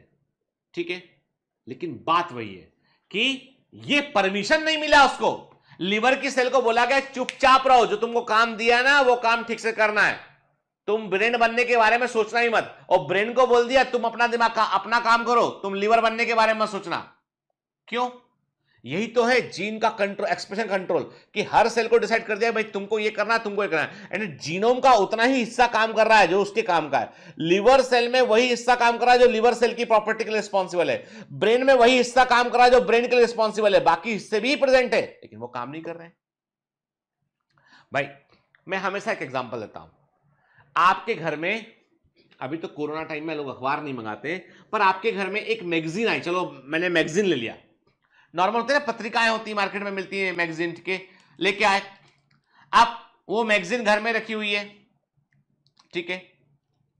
अब उस मैगजीन को जो है मम्मी ने पढ़ा, मम्मी ने क्या देखा, मम्मी ने देखा मैगजीन आई है, अच्छा, तो मैं सबसे पहले मम्मी ने उठाया कि बॉलीवुड वाले पेज खोलते हैं इसके, कि बॉलीवुड में क्या चल रहा है, करण जौहर क्या कर रहा है आजकल, ठीक है, अनन्या पांडे क्या कर रही है। मतलब कई लोगों की बड़ी हैबिट होती जानने की, लेना एक ना देना दो, लेकिन मजा आता पढ़ने में। तो बॉलीवुड में देखा कि, फिर वो मैगजीन मम्मी के बॉलीवुड देखा, फिर उसमें देखा उन्होंने कि कैसे जो है वो बगैर तेल के भजिए बनाए, ठीक है, वो रेसिपी है ना, कैसे बगैर आलू के समोसा बनाए। तो मम्मी ने वो सारी रेसिपी भी पढ़ ली, कुछ कुछ रेसिपी भी लिखी होती है उसके अंदर, है ना, वो पढ़ लिया। तो मम्मी ने अपना काम कर लिया उस मैगजीन से। वही मैगजीन पापा के पास गई, पापा ने उस मैगजीन में क्या देखा, उन्होंने बढ़िया कहानी लिखी थी, कोई अच्छी सी स्टोरी लिखी थी, वो पढ़ी उन्होंने। शेयर मार्केट के बारे में लिखा था कि कैसे शेयर मार्केट में इन्वेस्ट करें, कैसे शेयर मार्केट में इन्वेस्ट करें, सब कुछ ठीक रहा तो बन जाओगे माला माल, और गड़बड़ की तो हो जाओगे फटेहाल, ठीक है। तो वो आर्टिकल था, पापा ने शेयर मार्केट में इन्वेस्टमेंट के क्या ट्रिक तरीके होते हैं वो पढ़ लिया, है ना, है ना, तो अपना अकॉर्डिंग काम किया। फिर वही मैगजीन बहन के पास गई, ठीक है, बड़ी बहन है, बहन ने देखा अपना कि जो है कुछ मेकअप का तरीका, है ना, कैसे लगाए मस्कारा, कैसे कुछ कुछ कुछ होता था, कुछ कुछ चीजें होती, पता नहीं क्या क्या होता है ना, वो बहुत रखा होता आइटम है ना, वो मतलब होता है, ठीक है, समझ गया, अब आगे मत नहीं बोलूंगा मैं। तो वो तरीके पढ़े, ठीक है, कैसे जो है आपको कोई ड्रेस का डिजाइन देखा, और क्या क्या बहन ने देखते देखते पलट पलट देखा, अरे ये ड्रेस तो बड़ी, मतलब फोटो देखने में, फोटो में कोई इंटरेस्ट नहीं है, आर्टिकल पर ड्रेस बड़ी अच्छी लग रही है, सूट का कलर अच्छा है इसका, इसका इसकी कलर, बहन ने वो चीजें पकड़ ली। छोटे भाई के पास मैगजीन की, उसने मैगजीन में क्या देखा, उसने देखा कि मैगजीन में कुछ हीरोइनें बनी हुई हैं, कुछ चेहरे बने, तो किसी के मूंछ लगा दी, आदमी था तो बिंदी लगा दी, लड़की थी तो उसके मूछे बना दी, दाढ़ी बना दी। भाई को पता नहीं क्या, छोटे भाई को पता नहीं क्या मजा आता है करने में। हर भाई घर का ऐसा ही है, तुम्हारा छोटा भाई भी ऐसी, हर भाई घर का छोटा भाई ऐसे ही है कि जैसी तस्वीर देखी तुम्हारी मिल जाए तो तुम्हारी तस्वीर में दाढ़ी बना देगा वो। यदि आप लड़की है तो, लड़के हैं तो उसमें बना देगा, बिंदी लगा देगा, कान में वो लगा देगा, ठीक है, वो मतलब पता नहीं क्या जेंडर चेंज करने में क्या मजा आता है। तो बच्चे के पास उसने वो अपना काम करने का कर दिया उसमें। तुम्हारे पास आई तो तुमने कहा चुटकुला मुटकुला और कुछ पहेली टाइप की चीजें पढ़ पढ़ा के अपना है ना थोड़ा पलटा देखा उसको, ठीक है।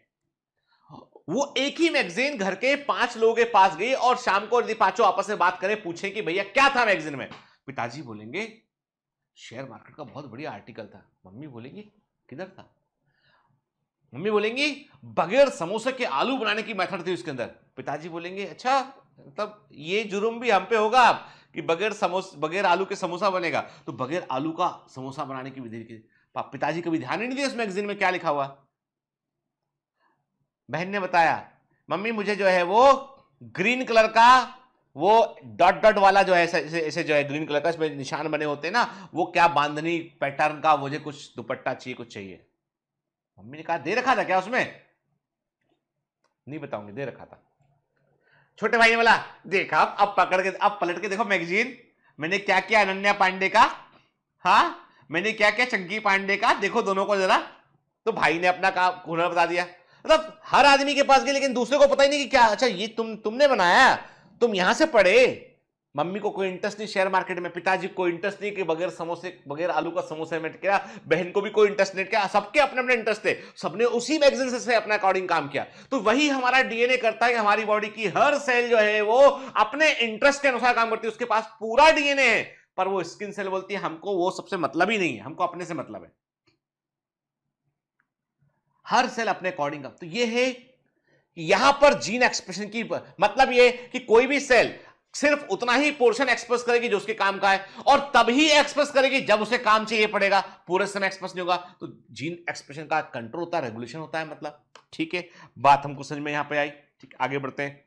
इसका मतलब है कि रेगुलेशन ऑफ जीन जो है एक ब्रॉड टर्म है कि अलग अलग लेवल पे होता है बेटा, जब जिसकी रिक्वायरमेंट होगी वो पेप्टाइड चेन बनेगा यहां पे के, और it's a very very complex sort of process के। अब ये जीन रेगुलेशन जो होता है यूकैरियोटिक में मल्टीपल लेवल पे होता है। याद रखिए, प्रोकैरियोटिक में जीन रेगुलेशन ट्रांसक्रिप्शन के स्तर पर होता है। ठीक है, ट्रांसक्रिप्शन के स्तर पर होता है, और ट्रांसलेशन के लेवल पर भी कुछ हद तक देखा जा सकता है। लेकिन यूकैरियोटिक में क्या होता है, ट्रांसक्रिप्शन के लेवल पे होता है, और फिर एमआरएनए के जो एचएनआरएनए के प्रोसेसिंग के लेवल पे होता है, फिर एमआरएनए के ट्रांसपोर्ट के लेवल पे होता है, और ट्रांसलेशन के लेवल पे होता है। मतलब the eukaryotes are having much better gene regulation. Eukaryotic में होता है, अलग अलग स्तर पर होता है। ट्रांसक्रिप्शन के लेवल पे हो गया कि भाई एचएनआरएनए के बनते के दौरान ही हो गया, एचएनआरएनए जो बनता है हेटेरोन्यूक्लियर आरएनए, उसके लेवल पे हो गया। आरएनए स्प्लाइसिंग के लेवल पे हो गया, एमआरएनए को बाहर निकालने के लेवल पे हो गया, और ट्रांसलेशन के लेवल पे होता है। ठीक है, जबकि प्रोकैरियोटिक में क्या होता है, ट्रांसक्रिप्शन और ट्रांसलेशन दो ही लेवल पे होता है। ये लेवल प्रोकैरियोटिक के अंदर नहीं होते, क्योंकि न्यूक्लियस नहीं होता है। ठीक है, क्योंकि उनमें जो है स्प्लिट जीन्स नहीं होते। क्लियर? ठीक है, तो हम क्या बात करते हैं, हम बात करते हैं कि इसका मतलब all the genes in a cell are expressed to perform particular function or a set of function। क्या, तो मैंने आपसे कहा कि जिस सेल को जिस तरह के प्रोटीन की रिक्वायरमेंट होगी, जिस तरह का एंजाइम चाहिए पड़ेगा, उस तरह का वो बनाएगी। जैसे एस्चेरिचिया कोलाई बैक्टीरिया होता है, जब उसे लैक्टोज को पचाने के लिए, जब एस्चेरिचिया कोलाई बैक्टीरिया को लैक्टोज को पचाने के लिए बीटा गैलेक्टोसाइडस एंजाइम की रिक्वायरमेंट होती है, तब उसको बनाएगा। नहीं होगी तो नहीं बनाएगा। चलिए आगे लेकर पुराने बात करेंगे इसके बारे में हम। ठीक है, कहने का मतलब यह है कि जिनको हम पहले बोल रहे थे, हम कह रहे थे कि स्ट्रक्चरल जीन है, और उसके आगे पीछे अनट्रांसलेटेड रीजन है। कुछ ऐसे रीजन है जो कि ट्रांसलेशन में रोल प्ले नहीं करते हैं, but they are very important controlling elements के। वे बड़े इंपॉर्टेंट कंट्रोलिंग एलिमेंट होते हैं जो कि जीन के एक्सप्रेशन को कंट्रोल कर रहे होते हैं, जो कि जीन के एक्सप्रेशन को कंट्रोल कर रहे होते हैं बेटा। ठीक है, क्लियर? ठीक है, तो इसका मतलब ये, तो हम क्या बात करेंगे बेटा, हम बात करेंगे कि यहां पे सारा खेल इस बात पर है कि आरएनए पॉलीमरेज की जो एक्टिविटी है, जो आरएनए पॉलीमरेज की एक्टिविटी, उसे हम कैसे कंट्रोल कर पाते हैं। आपको मैंने बताया था बेटा कि प्रमोटर वो जगह होती है, याद है ट्रांसक्रिप्शन यूनिट में बात किया था, मैंने कहा था प्रमोटर वो जगह होती है जहां पर आरएनए पॉलीमरेज आकर जुड़ता है। प्रमोटर वो जगह होती है जहां पर आरएनए पॉलीमरेज आकर जुड़ता है। ठीक है, क्लियर? और जहां पर आरएनए पॉलीमरेज आकर जुड़ता है प्रमोटर हेड के, और उसके बाद फिर स्ट्रक्चर जीन पे काम शुरू होता है। ठीक है, सारा खेल इस बात पर है, जीन, ध्यान से बात सुन के, जीन रेगुलेशन में सबसे बड़ा खेल इस बात का है कि जो प्रमोटर है उस प्रमोटर पर आरएनए पॉलीमरेज को हम जुड़ने दें या ना जुड़ने दें। यदि आपने जुड़ने दिया तो वो ट्रांसक्रिप्शन को शुरू कर देगा, नहीं जुड़ने दोगे तो शुरू नहीं हो पाएगा। ठीक है, ये फंडा दिमाग में रखो भी, आगे बात करेंगे हम। ठीक है, याद रखिएगा बेटा कि जो जीन रेगुलेशन है उसमें कुछ मॉलिक्यूल ऐसे होते हैं जो जीन के एक्सप्रेशन को बढ़ाते हैं, उनको हम एक्टिवेटर्स कहते हैं। They have positive impact on the gene expression.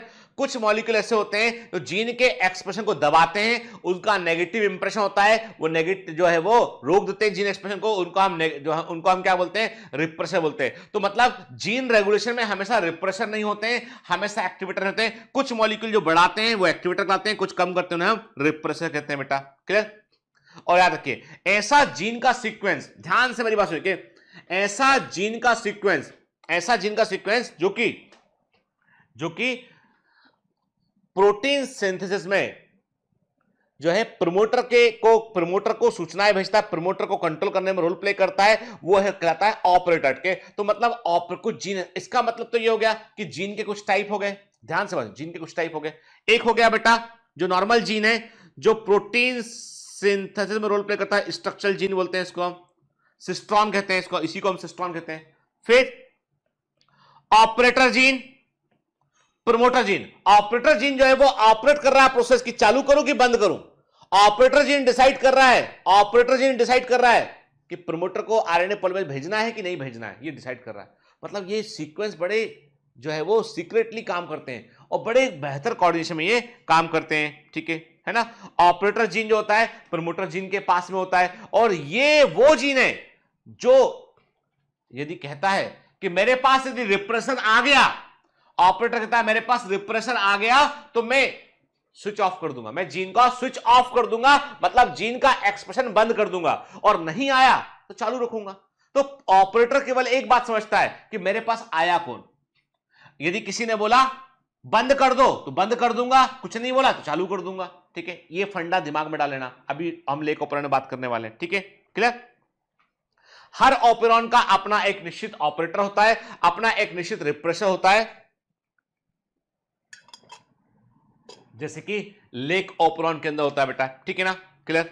चलिए अब हम लेक ऑपरेरॉन पे बात करेंगे। पहले एक काम करते हैं, लेक ऑपरेरॉन पर आगे जाने के पहले हम कुछ फंडा दिमाग में क्लियर कर लेते हैं कि लेक ऑपरेरॉन में होता क्या क्या है। देखो बेटा, लेक ऑपरेरॉन में एक तो होता है प्रमोटर जीन, ठीक है, हम अपना एक अलग डायग्राम बना रहे हैं, अपना पर्सनल डायग्राम बना रहे हैं हम, ठीक है ना।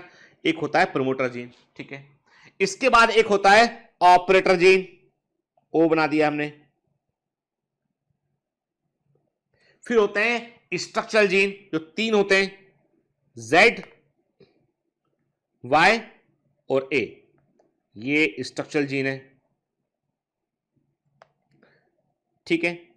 जो क्योंकि ये पॉलीसिस्टोनिक एमआरएनए बनेगा तो 3 जीन होते हैं, उनका सीक्वेंस भी आपको याद रखना है, ZYA होता है, Z Y and A के, Z for enzyme beta galactosidase, Y for lac permease and A for transacetylase. क्या तो ये 3, Z for enzyme beta glycosidase note कर लेना के, और Y जो है आपकी इसमें ना बेटा की नोट्स में वहां पर लिख लेना खुद के, Y for lac permease, A for transacetylase, ठीक है ना, क्लियर। ये हो गया जी, एंड ये लेक ऑपरेरॉन का अब लेकिन एक यहां पर लेक ऑपरेरॉन में सबसे इंपॉर्टेंट रोल प्ले करता है रिप्रेसर प्रोटीन, वो बनता है रेगुलेटर जीन से, ठीक है, वो बनता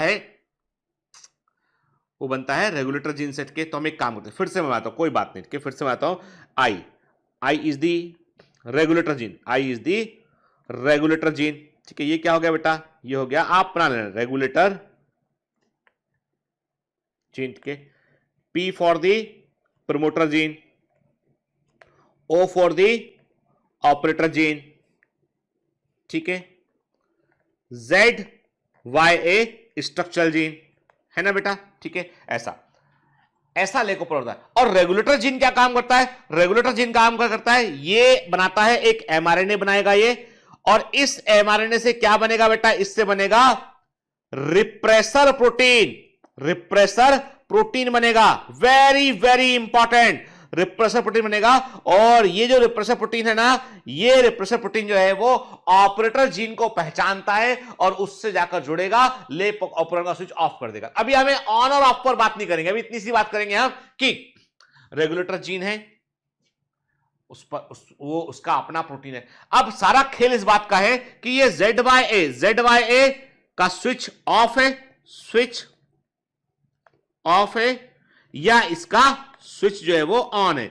स्विच ऑन का मतलब ये एमआरएनए बनाएंगे, स्विच ऑफ का मतलब नहीं बनाएंगे। अब ये डिसाइड कौन करेगा, चलिए इस पर बात करेंगे आगे, पहले थोड़ा समझते हैं। पहला क्वेश्चन सिंपल सा कि लेक ऑपरेरॉन को देने वाले साइंटिस्ट का नाम क्या है बेटा, जैकस मोनार्ड, फ्रांसिस जेकब और जैकस मोनार्ड के शॉर्ट में बोलते हैं जेकब एंड मोनार्ड के।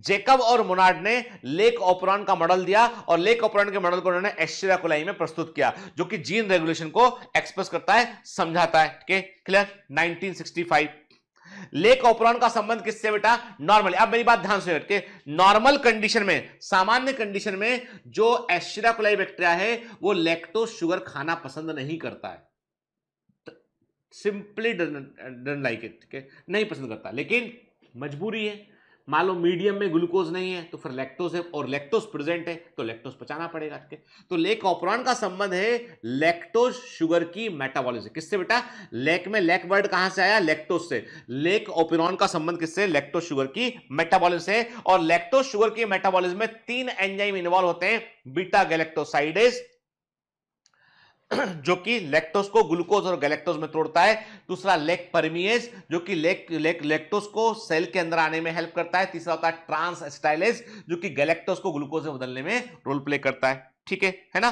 कई तरह के उपकरण होते हैं पर हमारा फोकस रहेगा लेक उपकरण पर। तो मैंने आपको बताया बेटा लेक उपकरण में एक आई जीन होता है जो कि क्या होता है, रेगुलेटर जीन होता है, ठीक है। रिप्रेसर जीन बोलते हैं जो कि रिप्रेसर एमआरएनए बनाएगा, उससे रिप्रेसर प्रोटीन बनता है। दूसरा होता है बेटा promoter gene, operator gene, then होता है स्ट्रक्चरल जीन। स्ट्रक्चरल जीन क्या होते हैं, Z by A होते हैं, Z for beta galactosidase, Y for lac permease और A फॉर ट्रांसएसिटाइलेज। क्लियर, याद रहेगा, ठीक है। I gene code for repressor protein, ठीक है। This is the complete and active repressor, ये कंप्लीट और एक्टिव रिप्रेसर होता है, याद रखिएगा, ठीक है ना।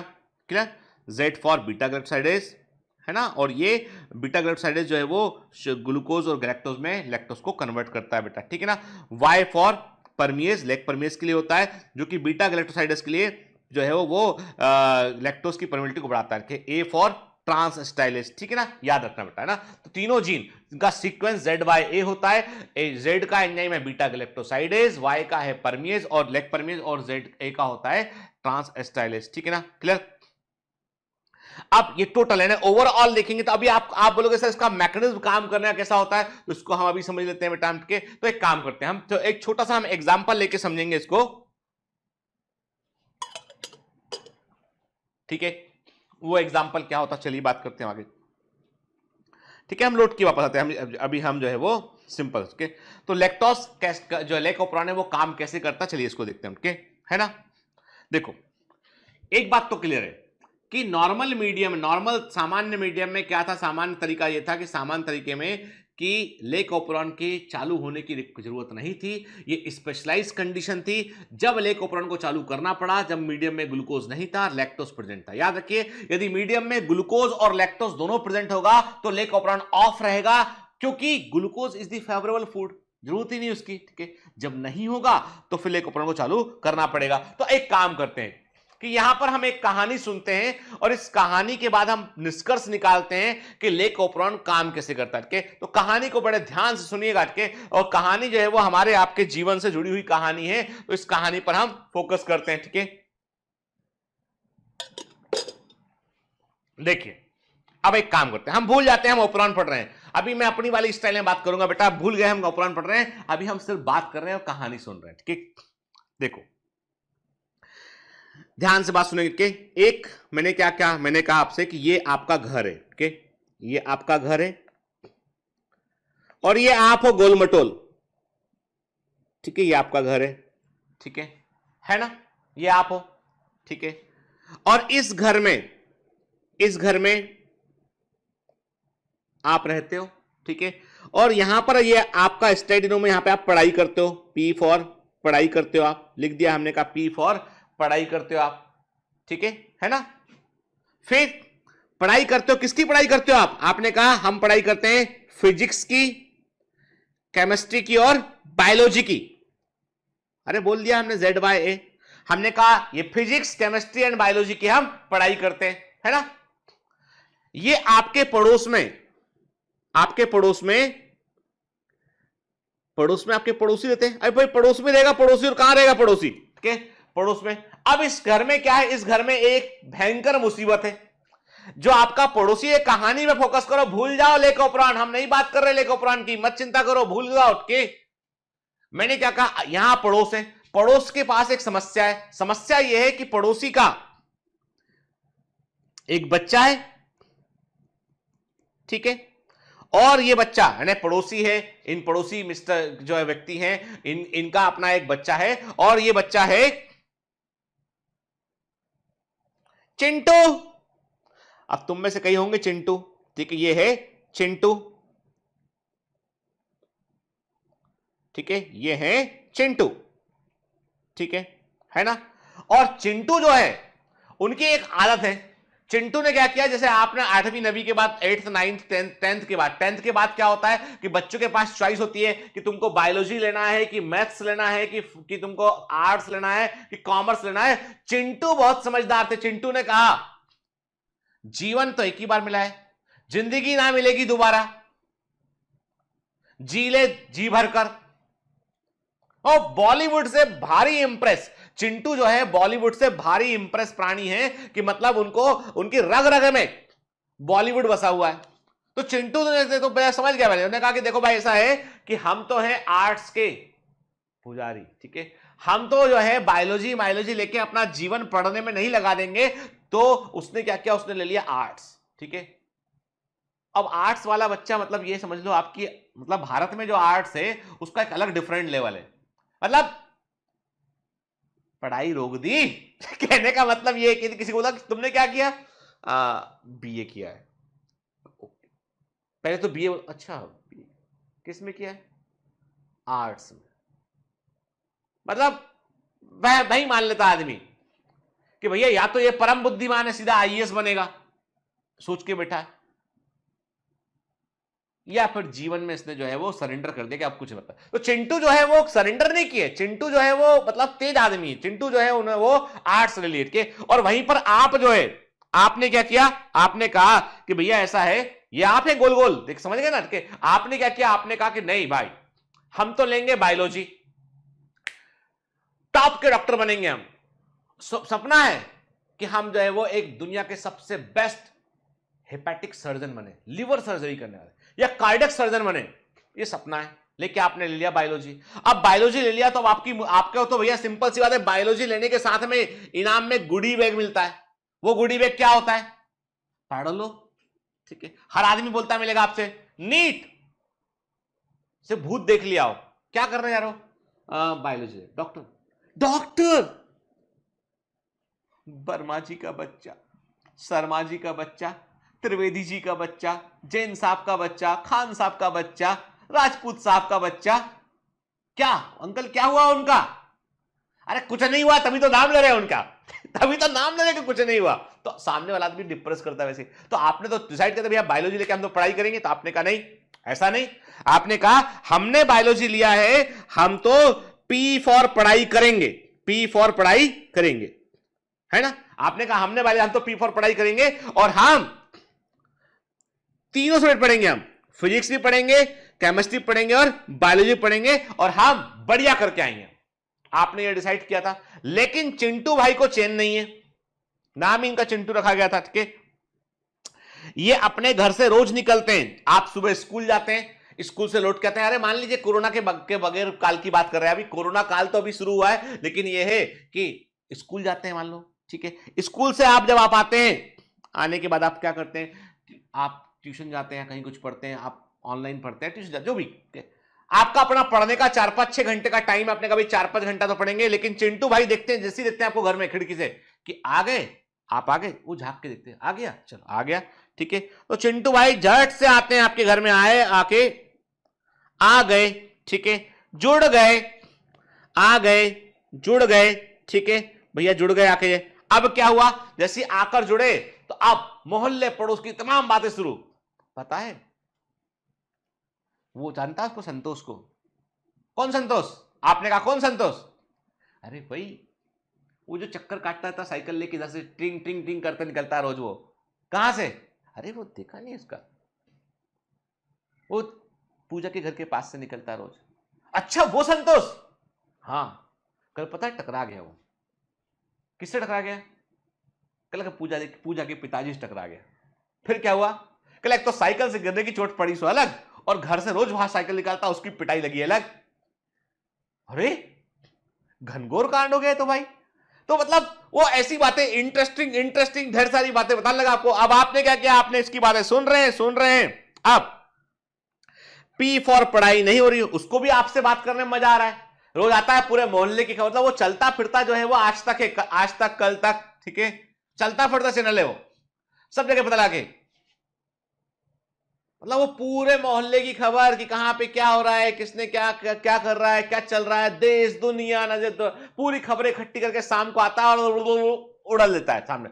अब आप क्या, आप पी फॉर पढ़ाई नहीं कर पा रहे, ना फिजिक्स पढ़ पा रहे, ना केमिस्ट्री पढ़ पा रहे, ना बायोलॉजी पढ़ पा रहे, और कुछ नहीं बन रहा, अंतिम उत्पाद कुछ नहीं, रिजल्ट कुछ नहीं, एग्जाम हुआ नीट का, चलो आपकी बात नहीं करें, आप बोलोगे सर हमको तो आप फेल कर रहे हो, नहीं मैं फेल नहीं कर रहा, आपको एग्जांपल दे रहा हूं आपको मैं, कि अब क्या हुआ कि ये जो है यहां पर, चलो मैं मान लेता हूं मैं पढ़ नहीं पा रहा, आप बोलने में आप बुरा मान सकते हैं नाटके। तो मैंने कहा मैं पढ़ नहीं पा रहा, तो मैंने कहा भैया पी फॉर पढ़ाई नहीं हो रही, ना फिजिक्स पढ़ पा रहे, ना केमिस्ट्री पढ़ पा रहे, ना बायोलॉजी पढ़ पा रहे। अब क्या, अब हो गए हम टिनिंग टिनिंग, फेल हो गए। बड़ी मुसीबत। मुसीबत यह है कि ये इससे, इस समस्या से आप निपटा कैसे जाए कि भैया हम फेल हो गए के, तो अब इस समस्या से निपटने का तरीका क्या है बताए, पता लगाया जाए। हर बार की कहानी यही है कि हर रोज ऐसी होता है, हर रोज वो घर से निकलता है, हमारे घर में आके बैठ जाता है, और बैठने के साथ क्या होता है कि हम पढ़ाई नहीं कर पाते हैं, और जब पढ़ाई नहीं कर पाते हैं तो कुछ अंतिम उत्पाद कुछ बनता ही नहीं है, तो हम बोलते हैं नीट खराब, ये खराब, सिस्टम खराब, फला खराब, ढिका खराब, तमाम तरीके हम बातें करते हैं। तो इसका मतलब ये हुआ कि मामला तो गड़बड़ है।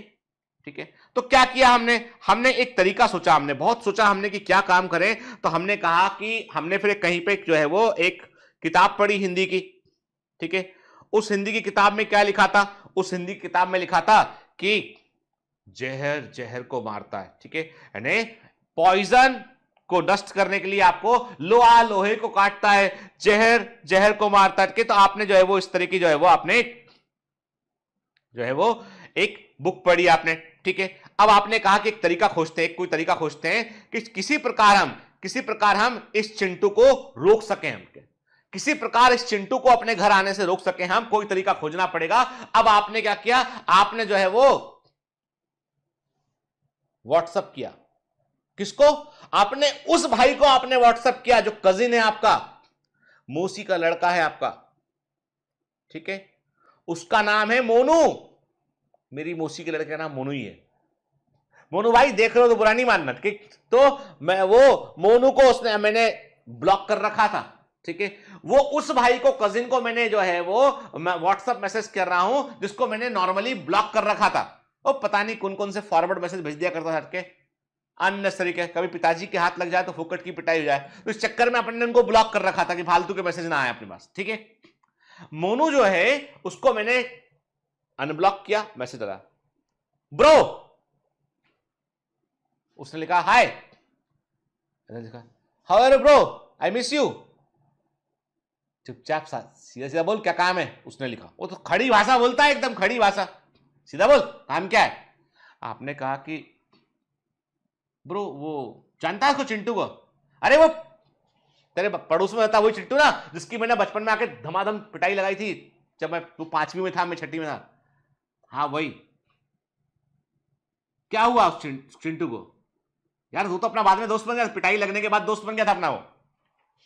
मोनू बोल रहा है आपको। आपने कहा भाई ऐसा है, तू आजकल कर क्या रहा है। मोनू ने कहा अरे कुछ नहीं यार, ऐसी कुछ करने का ही नहीं है, घर में जो है वो पिताजी बोलते हैं कि तुम बाहर जाओ, कुछ पढ़ाई लिखाई करो, कुछ करो, और घर में मम्मी भी है तो अरे यार बाकी क्या हो पिताजी से अपने, मतलब पिताजी ना हुए वो चलता फिरता एक लेक्चर, मतलब ऐसा लगता है जैसे तब उनके दिमाग में बहुत लेक्चर भरे हुए हैं। जहां मुझे देखते बोलते मोनू तुमने ये क्यों किया, वो क्यों नहीं किया, मोनू मोनू मोनू।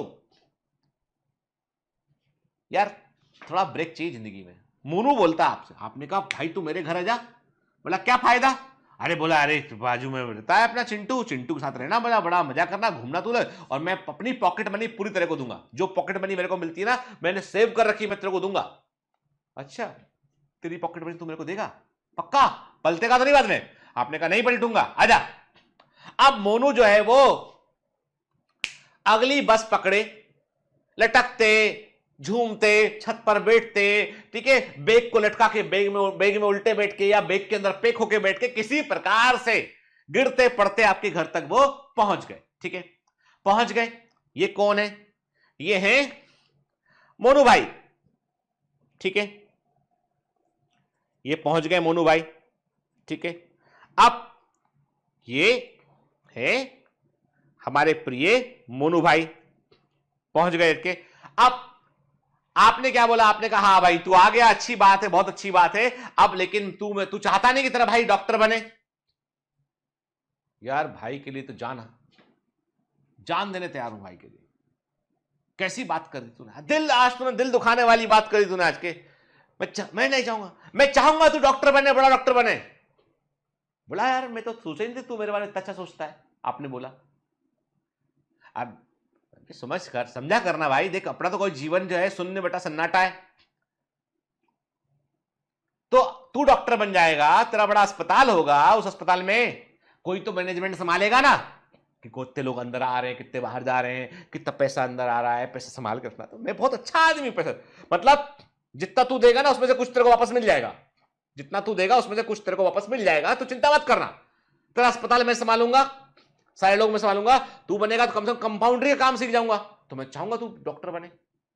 आपने कहा कि चलो भाई, नेक दिल आदमी, अपना भाई भाई भाई के काम नहीं आएगा तो कब कौन काम आएगा। आपने कहा मेरा एक काम करना, क्या, कि ये जो चिंटू है ना, रोज शाम को 5 बजे आता है, मैं पढ़ने बैठता हूँ ना, आके 3-4-5 घंटे गप मारता है इधर उधर की, मेरा पढ़ने का टाइम चला जाता है। तो प्लीज तू इसको बाहर रोक के बाहर घुमा लिया करना, मेरी पॉकेट मनी ले जा तू। उसने कहा यार और अच्छी बात है, क्या प्रॉब्लम क्या। अरे बाहर घूमने को पैसे भी मिल रहे हैं, दोस्त भी मिल रहा है, ठीक है। तो उसने कहा कोई दिक्कत नहीं, कोई दिक्कत नहीं। शाम हुई, ठीक है, बादल गरजे, ठीक है, साथ लेके जो है वो दोनों के दोनों ये है चिंटू, ठीक है, ये है आपका भाई मोनू, दोनों जुड़ गए। तो हमें हट जाता, दोनों जुड़ गए, आपको दिखाई नहीं पड़ रहा, बैकग्राउंड में छिप गए थे मेरे उठ के, दोनों जुड़ गए। दोनों ने कहा कि इसके पास चले, तो उसने कहा नहीं, क्या करेगा जाके, पढ़ रहा है वो, तो है बोर आदमी है वो। आपके भाई मोनू ने संभाल लिया मामला संभाल लिया। मोनू ने कहा नहीं उसके पास नहीं जाते, पर छोड़ना यार, वो बोर है, घर कमरे में बैठा रहता है, चलना अपन भी मोहल्ले का चक्कर ला के आते हैं। दोनों निकल लिए, गली गली, कूचा कूचा, ठीक है, हर घर, हर खिड़की, हर दरवाजा, हर बालकनी, ठीक है। उनका काम, जीवन का बस यही उद्देश्य था उनका, कि अब यही है कि अपन पूरा मोहल्ला जो है वो खोज निकालें, ठीक है। क्या खोज रहे हैं ये नहीं मालूम है, पर खोज रहे हैं इतना पता है, ठीक है। खैर अच्छा रहा आपके लिए, आपने कहा कि चलो अभी P4 पढ़ाई हो रही है, फिजिक्स भी पढ़ रहे हैं, केमिस्ट्री पढ़ रहे हैं, बायोलॉजी, अच्छे से पढ़ा आपने, बढ़िया। आप एग्जाम देने गए, ठीक है, तीनों सब्जेक्ट, ठीक है, एग्जाम दिया आपने, और अब बढ़िया, आपका रिजल्ट भी अच्छा आया, ठीक है, एंड आपका आया रैंक 1, फर्स्ट रैंक आया आपका, 720 आउट ऑफ 720, नीट रैंक 1। नाम मान लीजिए, आपका नाम है गुड्डू शर्मा, जिंदाबाद। अरे कोई वेब सीरीज में किसी का नाम था, ठीक है। तो आपने कभी गुड्डू शर्मा जो नाम है, तो अभी क्या है, अभी ये है कि हाँ रैंक 1 आ गया, तो अभी झट से आ गए, वो कौन से, आकाश से, पाताल से, आसमान से, जमीन से, किसी का नाम नहीं लिया मैंने, ठीक है। तो वहां से लोग आ गए, यस, आप सफल हुए, ठीक है। हमारा कहीं कुछ जिक्र कर देना। आपने कहा ठीक है, बाद में बात करेंगे, हम अभी मोस्ट इंपॉर्टेंट बात करने वाले हैं, अभी तुम बाद में, पहले हम मीडिया से बात करेंगे। अब जी टीवी वाले आ गए, आज तक वाले आ गए, कल तक वाले आ गए, ठीक है ना, तमाम चैनल आ गए, अखबार वाले आ गए, कि उन्होंने पूछा कि बधाई हो, आपने 720 आउट ऑफ 720 लिया है, और अब बहुत जल्दी आप हमको जो है हर कोचिंग के पन्ने पर दिखाई पड़ेंगे, हर कोचिंग के एड में दिखाई पड़ेंगे। उसके पहले हम तुम्हारे पास आ गए, ये बताओ तुम्हारी सफलता का कारण क्या है। आपने कहा कि देखिए ऐसा है कि मैं रैंक 1 पर आया हूं, और उसके पीछे बड़ा कारण है। क्या कारण है बताइए। देखिए, माता पिता का आशीर्वाद मेरे साथ बचपन से मेरे माता पिता मेरे बारे में अच्छा सोचते हैं, तो कुछ नया नहीं घटा। दूसरा, सेकंड, इसके अलावा यह है कि ईश्वर सबको आशीर्वाद दे रहा है। ईश्वर मेरे साथ शुरू से था, ईश्वर माता पिता का आशीर्वाद मेरे साथ पहले अटेम्प्ट में भी था, अभी भी मेरे साथ में, ठीक है। अब जो सफलता मुझे मिली है वो बायोमेंटर्स क्लासेस ऑनलाइन से नहीं मिली, क्योंकि बायोमेंटर्स क्लासेस ऑनलाइन जो है हजारों बच्चों के साथ में, लाखों बच्चों के साथ काम कर रहा है, तो सबको पढ़ा रहा है। और भाई जो सफलता मिली होगी वो तो मेरे पढ़ने से मिली होगी, पर मेरे पढ़ने में का भी रोल नहीं यहां पे। तो कहना क्या चाहते हो, किसने तुमको सफलता दिलाई। मेरी जिंदगी में मोनू ना होता ना, तो ये नजारा ना होता। मेरी जिंदगी का जो इंड्यूसर है, जो मेरी लाइफ का जो इंड्यूसर है, वो है मोनू। मोनू है इंड्यूसर। क्यों इंड्यूसर है? मोनू इंड्यूसर है क्योंकि उसने मेरी पी फॉर पढ़ाई करवाई, पी फॉर पढ़ाई की तो मैंने फिर फिजिक्स केमिस्ट्री बायोलॉजी पढ़ा और मैं फोड़ के आया एग्जाम में, अच्छा करके आया, रैंक बनाया। इसका मतलब मेरी जिंदगी का इंड्यूसर कौन है? जो मेरा सबसे बड़ा रोल मॉडल है वो मोनू है। क्लियर? ये तो बात समझे? हाँ, आपने कहा बिल्कुल सहमत सर के। अब एक काम करते हैं, अब इस पूरे फंडे को हम अपनाते हैं ओपेरॉन मॉडल पे। याद रखो, जो घर से बाहर निकलने वाला चिंटू है वो है रिप्रेसर प्रोटीन। ये कौन है? ये है रिप्रेसर प्रोटीन। ये रिप्रेसर प्रोटीन है, ठीक है। जिसका नॉर्मल काम क्या था? सामान्य अवस्थाओं में नॉर्मल काम ये था, ये निकलता था, निकलने के बाद ये ऑपरेटर, ये आप ओ लिखा है, ऑपरेटर जीन है। ये रिप्रेसर प्रोटीन नॉर्मल कंडीशन में ऑपरेटर पर जाकर जुड़ता था और ऑपरेटर पर जुड़ने के कारण ऑपरेटर से प्रमोटर, पी फॉर पढ़ाई, ऑपरेटर से प्रमोटर के पास सूचनाएं नहीं जाती थी और प्रमोटर इंफॉर्मेशन आगे पास नहीं करता था। आरएनए पॉलीमरेज को छोड़ता नहीं था, पढ़ाई नहीं हो पा रही थी, आरएनए पॉलीमरेज को नहीं छोड़ा तो प्रोटीन नहीं बना। रिजल्ट 0 0 0। नॉर्मल कंडीशन थी, सामान्य अवस्था थी, स्विच ऑफ था, सफलता नहीं मिल रही थी प्रोटीन बनाने में। क्लियर? अब बाहर से बुलाया और वो दौड़ा चला आया। कौन था? वो था लैक्टोज। ये तुम्हारा भाई मोनू जो है, इट इज दी लैक्टोज। ये लैक्टोज है। लैक्टोज इज दी क्या किया? जैसे ही लैक्टोज आया, लैक्टोज ने पहला काम किया, उसने चिंटू को पकड़ लिया, उसने प्रमोट जो है रिप्रेसर प्रोटीन को पकड़ लिया, दोनों जुड़ गए। दोनों जुड़ गए तो अब ये प्रमोटर तक नहीं पहुंच पा रहे हैं, ठीक है। तो प्रमोटर तक नहीं, अब ये ऑपरेटर तक नहीं पहुंच पा रहे हैं तो ऑपरेटर ने अपनी मैसेज दिया प्रमोटर को, प्रमोटर ने स्पेशल जीन को, काम हो गया, प्रोटीन बन गया। अब मैं आपसे पूछता हूं कि आपकी पढ़ाई रुक क्यों रही थी? तो आपने कहा कि चिंटू घर में आके बैठ रहा था इसलिए। नहीं, अब इसे बोलो, चिंटू है रिप्रेसर प्रोटीन, तुम हो ऑपरेटर जीन। जब भी रिप्रेसर प्रोटीन ऑपरेटर जीन से जुड़ेगा, स्विच ऑफ हो जाएगा, आगे काम नहीं होगा। So to switch off the lac operon का स्विच ऑफ करने के लिए रिप्रेसर प्रोटीन मतलब चिंटू को ऑपरेटर जीन मतलब आप से जुड़ना पड़ता है। जैसे रिप्रेसर प्रोटीन ऑपरेटर जीन से जुड़ेगा, स्विच ऑफ हो जाएगा, फ्लो ऑफ इंफॉर्मेशन नहीं हो पाएगा। फिर स्विच ऑन करने के लिए कौन कैसे जुड़ा? आपने कहा स्विच तब ऑन हुआ था जब चिंटू और मोनू बाहर मिल गए थे और मोनू बोले तो लैक्टोज, ठीक है। तो आपने क्या कहा कि जब लेक ऑपरेरॉन का स्विच ऑन करना होता है तो रिप्रेसर प्रोटीन को इंड्यूसर मॉलिक्यूल से जुड़ना होता है और वो इंड्यूसर मॉलिक्यूल होता है लैक्टोज। तो लेक ऑपरेरॉन में lactose behaves as a inducer और इसीलिए जब लैक्टोज और रिप्रेसर प्रोटीन जुड़ता है तो वो डिफॉर्म कर जाते हैं और वो जाके जो है किससे, वो ऑपरेटर जीन से नहीं जुड़ पाते हैं, ठीक है ना। तो स्विच ऑफ कब होता है, ऑन कब होता है, वो ध्यान रखिएगा, ठीक है। क्लियर? ठीक है। देखो अब देखते हैं इसमें, अब ये तो हो गई हमारी कहानी, ठीक है।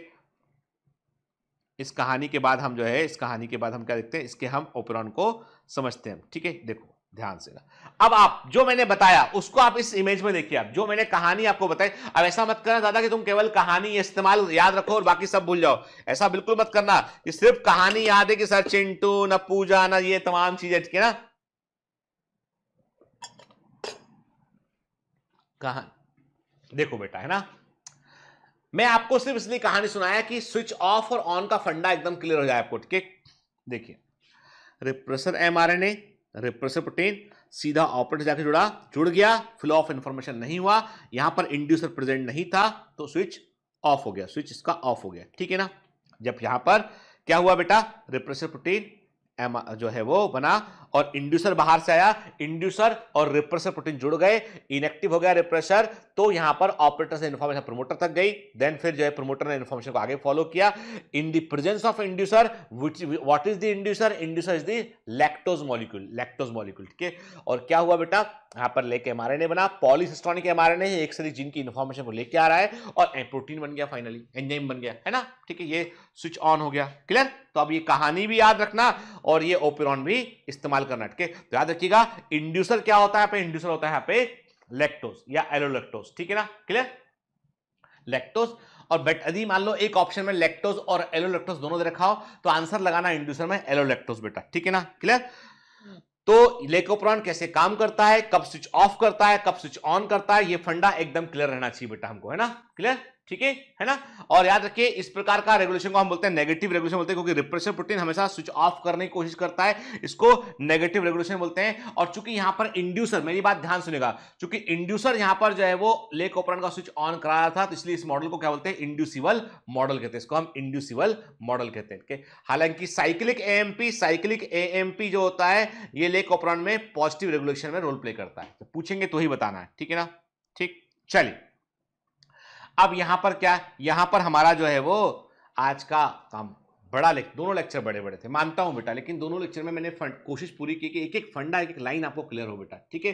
तो अभी हमें क्या, अब हम अगले लेक्चर में क्या देखना है, नेक्स्ट में हम बात करेंगे ह्यूमन जीनोम प्रोजेक्ट की बात करेंगे, और हम डीएनए फिंगरप्रिंटिंग की बात करेंगे, ठीक है। और चैप्टर सबसे इंपॉर्टेंट चैप्टर है, बड़ा चैप्टर है, इसलिए मैंने, और अमूमन आप देखो तो इस चैप्टर में हमने हमारे कुल मिला के जो है वो लेक्चर का संख्या बढ़ गया है हमारा, ठीक है। उसके पीछे कारण ये है कि इस चैप्टर में हर चीज इंपॉर्टेंट है जहां से क्वेश्चन एग्जाम में आ सकता है। इस बार पेपर जो है वो एनसीईआरटी पर बहुत अधिक फोकस होकर आएगा, लेकिन वो पेपर का डिफिकल्टी लेवल को बढ़ाने के लिए एनसीईआरटी की लाइनों को उठा लेंगे, अच्छी लाइनों का इस्तेमाल कर सकते हैं, इसलिए बेटा हमको एकदम अटेंटिव रहना है, ठीक है ना। ठीक है, सरल आएगा तो भी फोड़ के आएंगे, कठिन आएगा तो भी हम ही सिलेक्ट होकर आएंगे, है ना बेटा। तो पढ़ते रहिए, मेहनत करते, ऑल द बेस्ट।